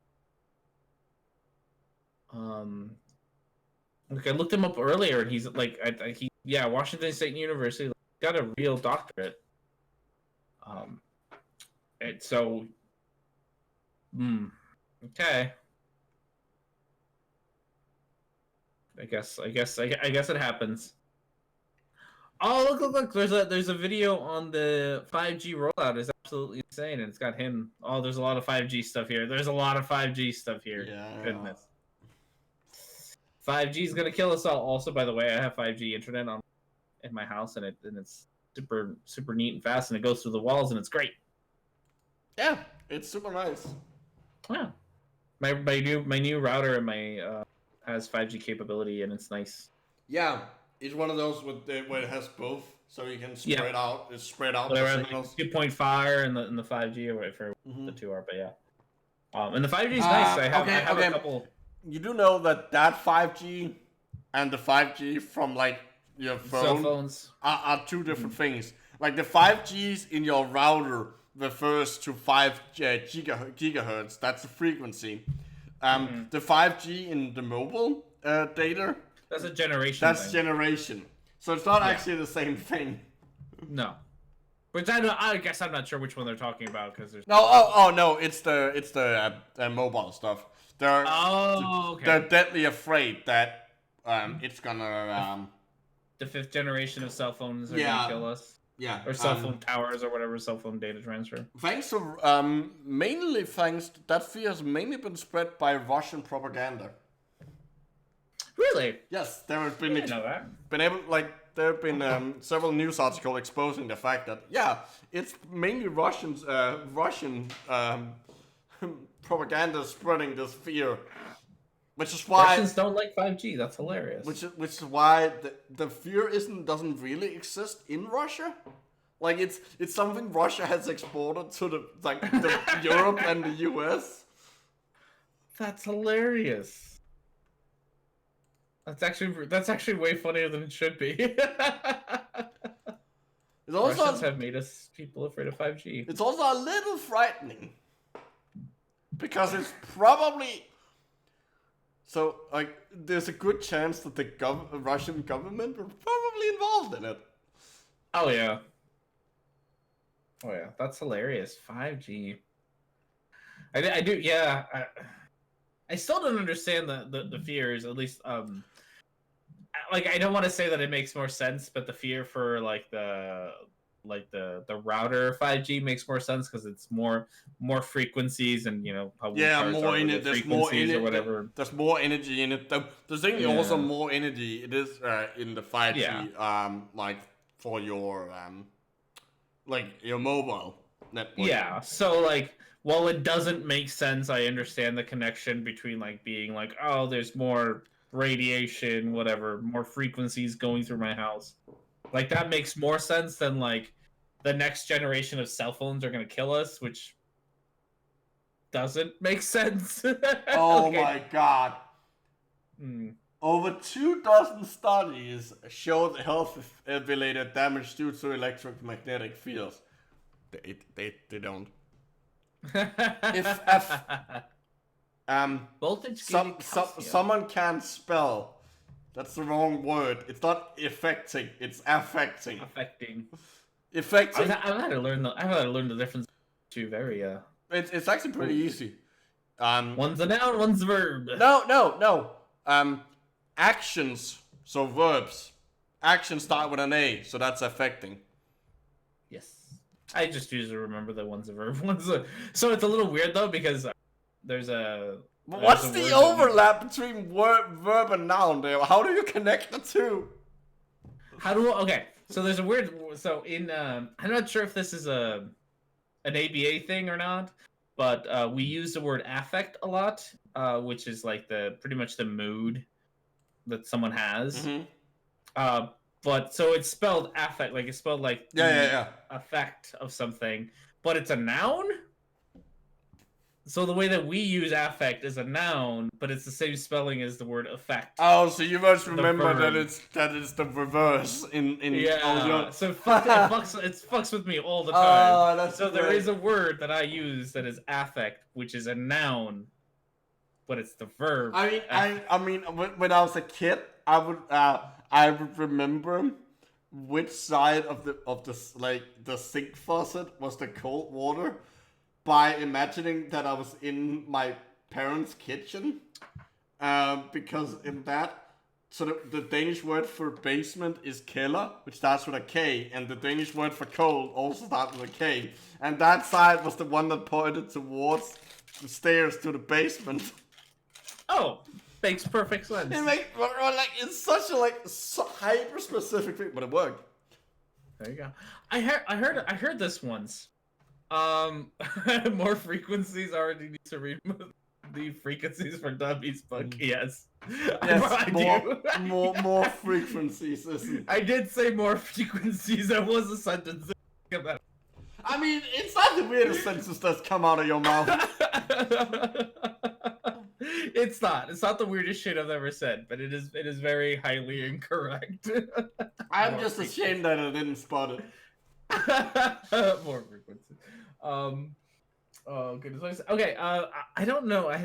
Maybe I have to look this up because an ex-girlfriend of mine told me this thing. So how reliable it is. Wait. So is it because it's a random person, or is it because she's your ex? It could be a little both, honestly. About how I guess there's like a tribe somewhere where so for directions for most of us, we at least in the States. Oh yes. There are certain tribes in Australia where they because of the way the language works, they don't use left and right. It's always north. It's always the cardinal directions. And so they're kind of because that's how their brain is used to interpreting directions. they pretty much always know what direction is north and east and west and south. Yes, that is true. Okay, That's yeah, one of the that cool. was the one. That is one of the cool things that language does. And if Yeah. you want to see a really, really good sci-fi movie about how what language you speak can affect your perception, go watch Survival. It's a fucking great movie, and it should have fucking Survival. Arrival. All right. Oh, I've been wanting to watch that. Everybody hated it. It is.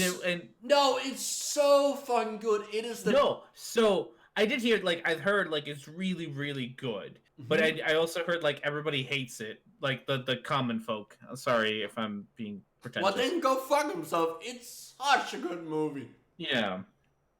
I do remember hearing about it. I think it's on Amazon Prime, and you should go watch it. Seriously, it is a brilliant movie. I should. Speaking of shows you should watch, not that anyone cares about R&D's opinion about this, but I just started watching this show called Land of the Lustrous, and it's really pretty. It's an anime, and it's got all these they're not actually ladies, but they look like ladies, but they genderless because they're made out of crystals and stuff. And it's super neat. Is this crystals that are genderless? Is this an anime version of Steven Universe? It might be. I don't know. I've never watched actually Universe, but and I don't know how old this anime is, but it's pretty neat so far, and it's all like there's a girl who's a phosphol something. Oh, so they're all actual crystals. Yeah, they're all actually this. Her name is phospholite or phosphol. I forget exactly what her name is. She's some mineral. Some mineral, and she's super fragile because she's only 3.5 or some shit. So she breaks super easily. They're using the Morse hardness scale. Yeah, and they're there's a girl named Diamond, and she's diamond strength. Is there one called Coming Tonight? Sorry? Coming Tonight? I haven't seen that one yet. I've seen Cinnabar, Phosphorite, Diamond. Okay, so there's an actual mineral called Coming Tonight, which sounds like you're coming tonight. Yes. It's an actual it's spelled differently because it's named after someone called Cummington. Oh, I see. Coming tonight. Yeah, I don't know. I haven't met all the characters, but yeah. Also, Kaylee is correct. The common folks. No, the proper term is normies. Normies. Okay, I really want to talk about this. Okay, sorry. I'm getting distracted by anime talk. That's fine. Affecting the body's calcium channels. This is known as voltage-gated. Okay, someone can't write. This is known as voltage-gated calcium channels. What is this? What is this referred to? The thing above? Radiation?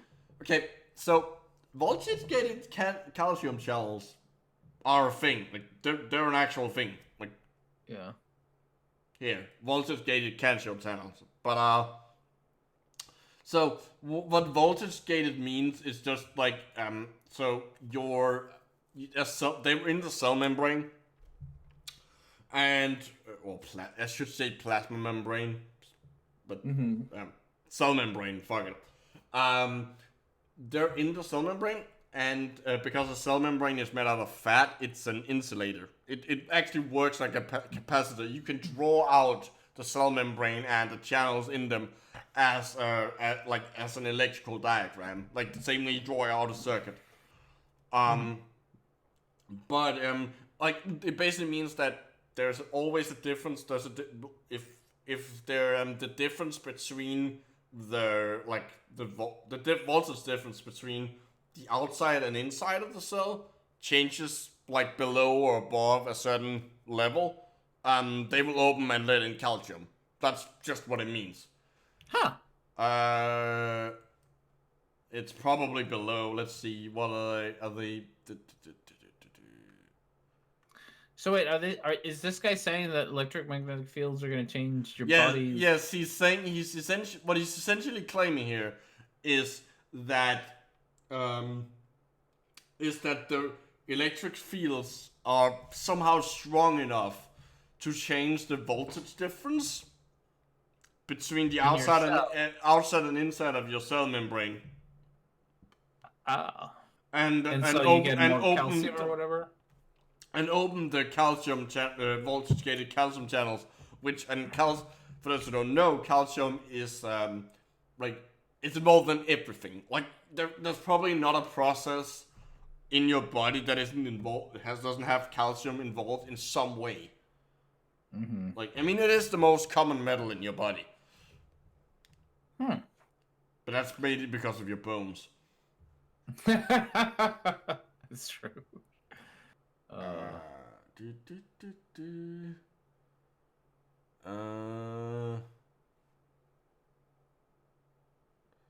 This sounds.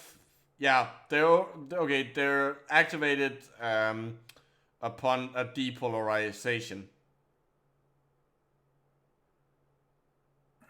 So if you have here, so normally you have a membrane potential, so that's the voltage across the membrane. Like the resting potential is usually about a minus 70 millivolts, and then if you open some other channels that are like activated by something else, like say like you have something that binds to it and it opens up and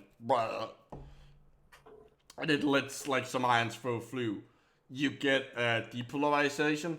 So that depolarization is what activates it. Activates the calcium channels.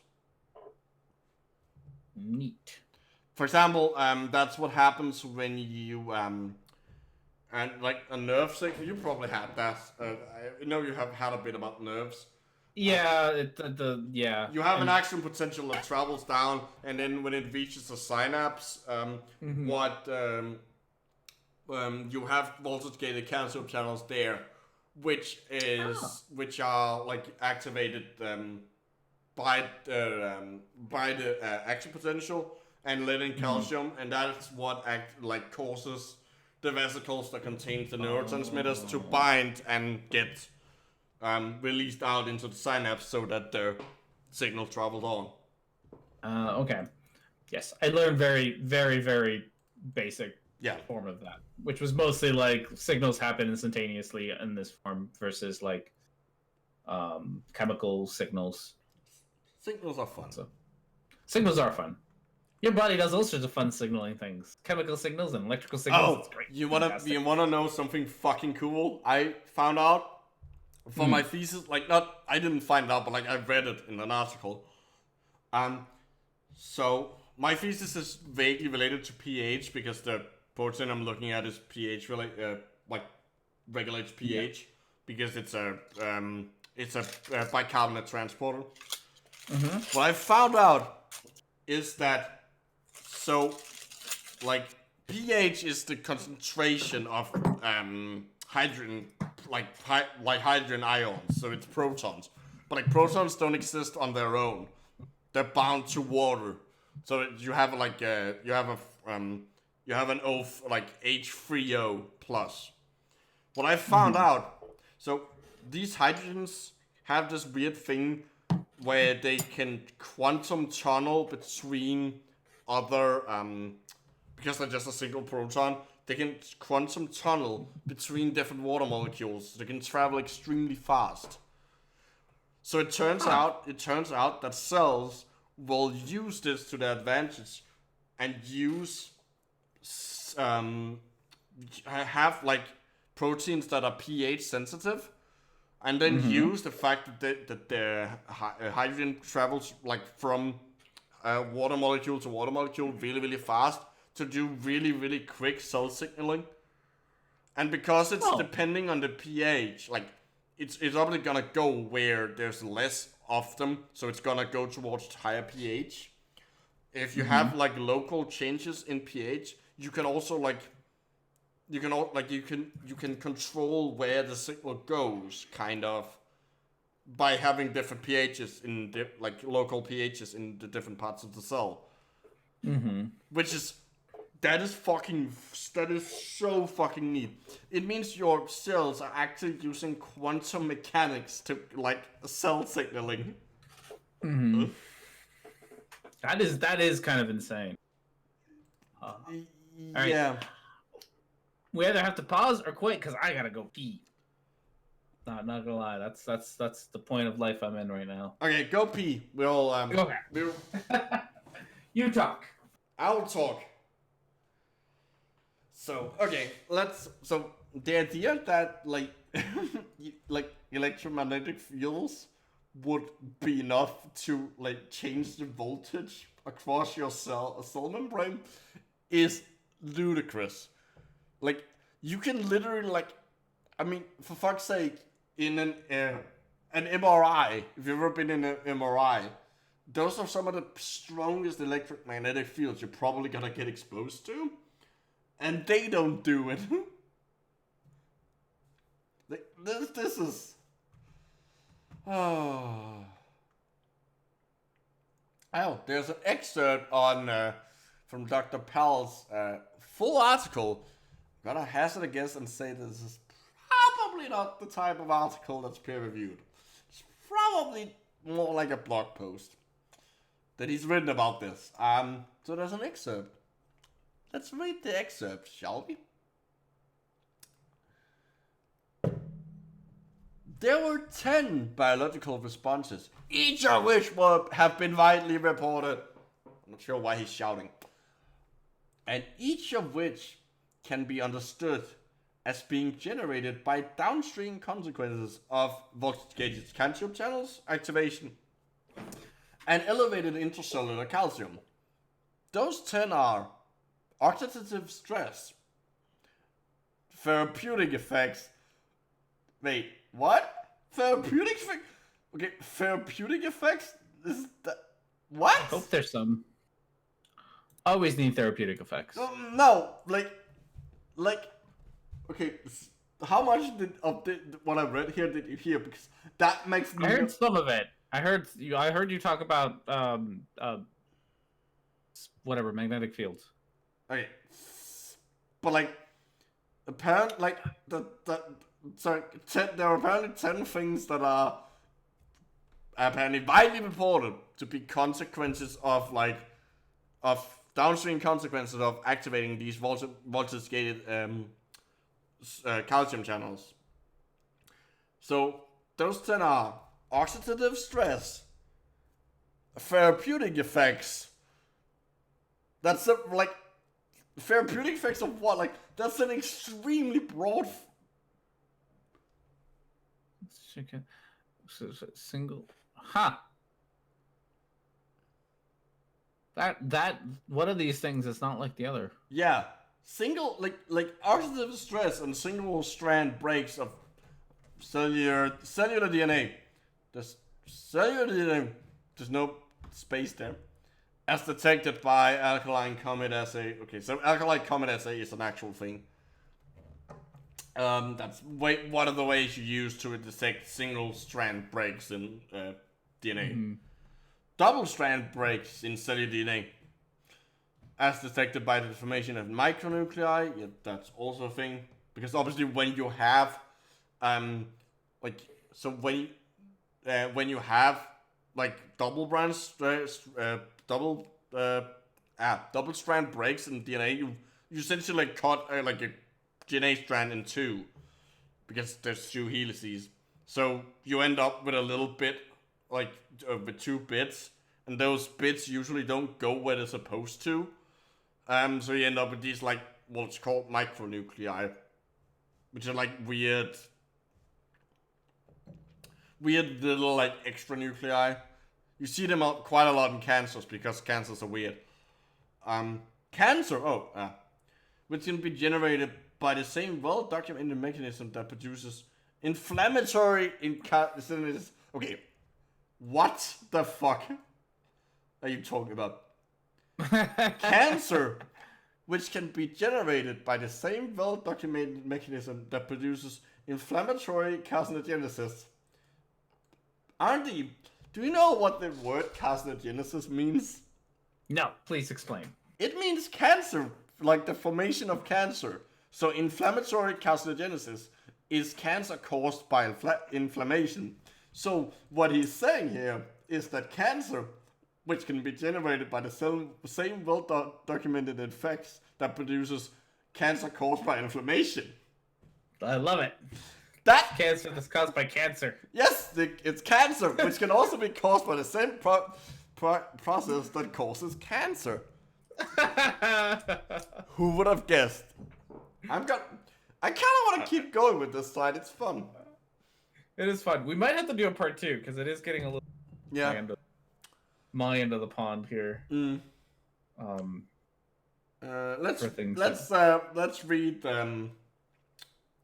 the rest of this excerpt and call it quits then. Okay. Male and female infertility, in which DNA double breaks, strand breaks have a role, and possibly calcium-triggered apoptosis. So apoptosis is the cellular suicide. Well, it's a type of it. Breakdown of the blood-brain barrier produced by oxidative activation of matrix and metalloproteinase. That's not... Wait, is that how you spell it? I'm pretty sure that's not how you spell it. Oh, okay. I would have called it proteases. Well, okay. So these are extracellular things, like enzymes that break down. So the matrix here refers to the all the like proteins that like connect your cells and like keep them together. And obviously when you have to like change how a tissue works, or like cell divide or grow, you have to break it down. But there's also some like cancer cells also do this. Like to migrate, you have to break it down so that and consequent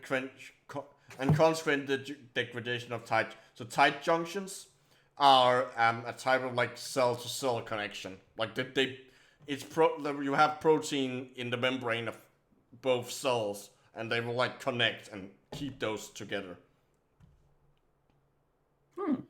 And the loss of melatonin leading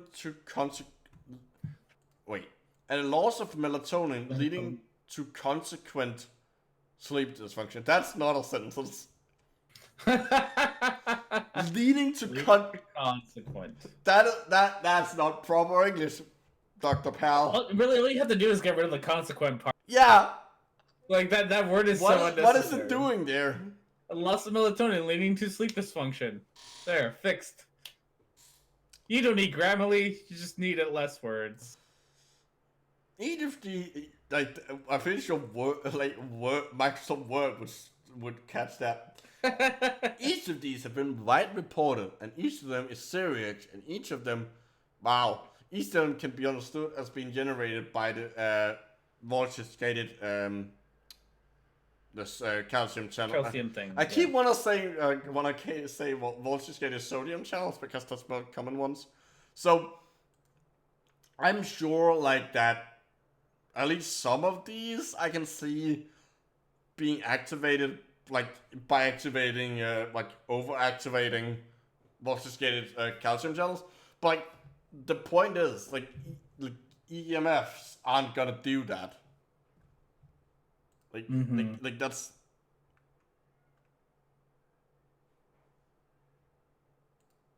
Oh shoot.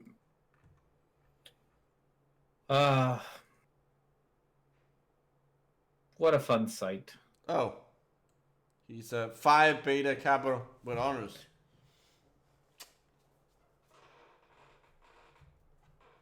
Phi Beta Kappa. John Hopkins. Gosh. You do have like a genuine degree. Like, Reed College, I applied there. Yeah, I mean, you don't, like, just because you have a degree in something from a prestigious university doesn't mean you're right. No, it doesn't. But it's always much more disheartening to see people who have actual degrees go full wootard. Like, it's one thing to see some random ass YouTuber on the internet be a wootard. It's a different thing to have an actually genuinely educated person buy into such crazy ass woo. Like, you should know better. Oh, but you don't. I just realized we didn't actually read the about page, which is usually something. Oh yeah, we usually go there first. Yeah. That's okay. I think I will. I think I definitely will be adding her videos to tomorrow's stream. I also have a feeling that that we already pretty much know what it's gonna say based on the other things. So. Oh, she's got a book. Oh, gotta find this book. Well, I think it's that book. No, it's the naturally recovering from autism book. Oh. She's got a couple of books. That's the one I probably want. There it is. There it is.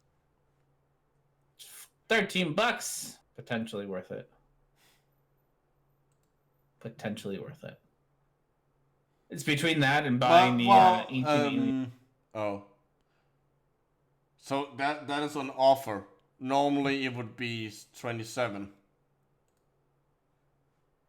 Oh, okay. I think the Kindle is on offer or something. Cool. I'm sorry, what? That mass market paperback? Oh, that cannot be true. Click on it. Click on it. I want to see this.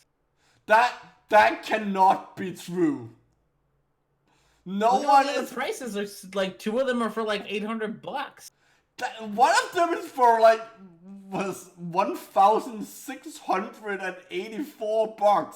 That is no one is paying that for a fucking book. That is hilarious. Are there any reviews? I mean, I can't imagine that there are reviews. There it fucking is. afford it. They're mostly 5-star. Well, thank you, Jay Pratt. That is such an excellent review. Good. Let's see what a 1-star review is.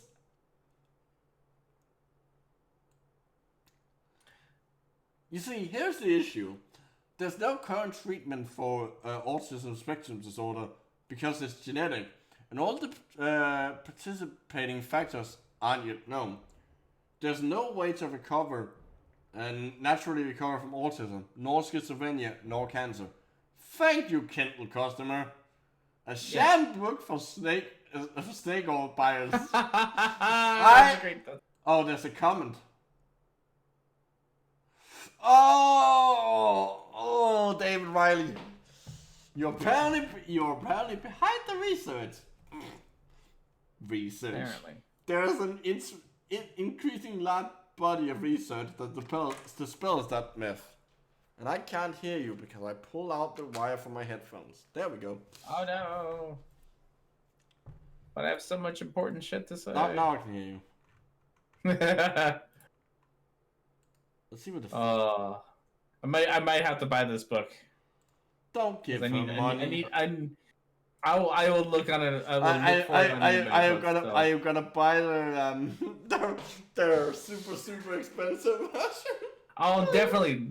Next goal for longer. $1,300, $1,700. I can buy this goddamn book. I want you to put that for tomorrow. Put that as the goal. $1,700 to buy Natural Healing Autism. That needs to be the next goal, for sure. Oh goodness. Oh my god. Look at all. There's a lot of. Are those all hers or just Kindle? They're all just customer support Autism all support. It's all just fucking bullshit upon bullshit upon bullshit. Autism epidemic. God. There's a lot. I really got to make more videos and more content about autism. Yeah, I was about to say. I got things to say. You are in a very unique position to actually be able to do that. Yeah. Got shit to say. Oh, speaking of books about autism, vaguely about autism. Wow, that's not a word. Vaguely about autism. Have you ever read The Curious Incidents of the Dog in the Nighttime? No, I have not. You should. It's a book. It's not explicitly said that the main character has autism, but he probably has. But it's essentially a book written from the perspective of a child with autism. So it's I think Bo or somebody has recommended that book for me. It is a very, very interesting book, and I would love to hear your take on it as someone who works with autism, because it really from what I was able to gather, it actually really nicely displays a lot of the symptoms and the way of thinking. I'm gonna have to try to get a hold of that. I have a couple of books but I get distracted easily. Really? I know, right? Because I still want to do a book review on Handmaid's Tale, because I know that people get all pissy about that book and they tend to forget. I mentioned that, right?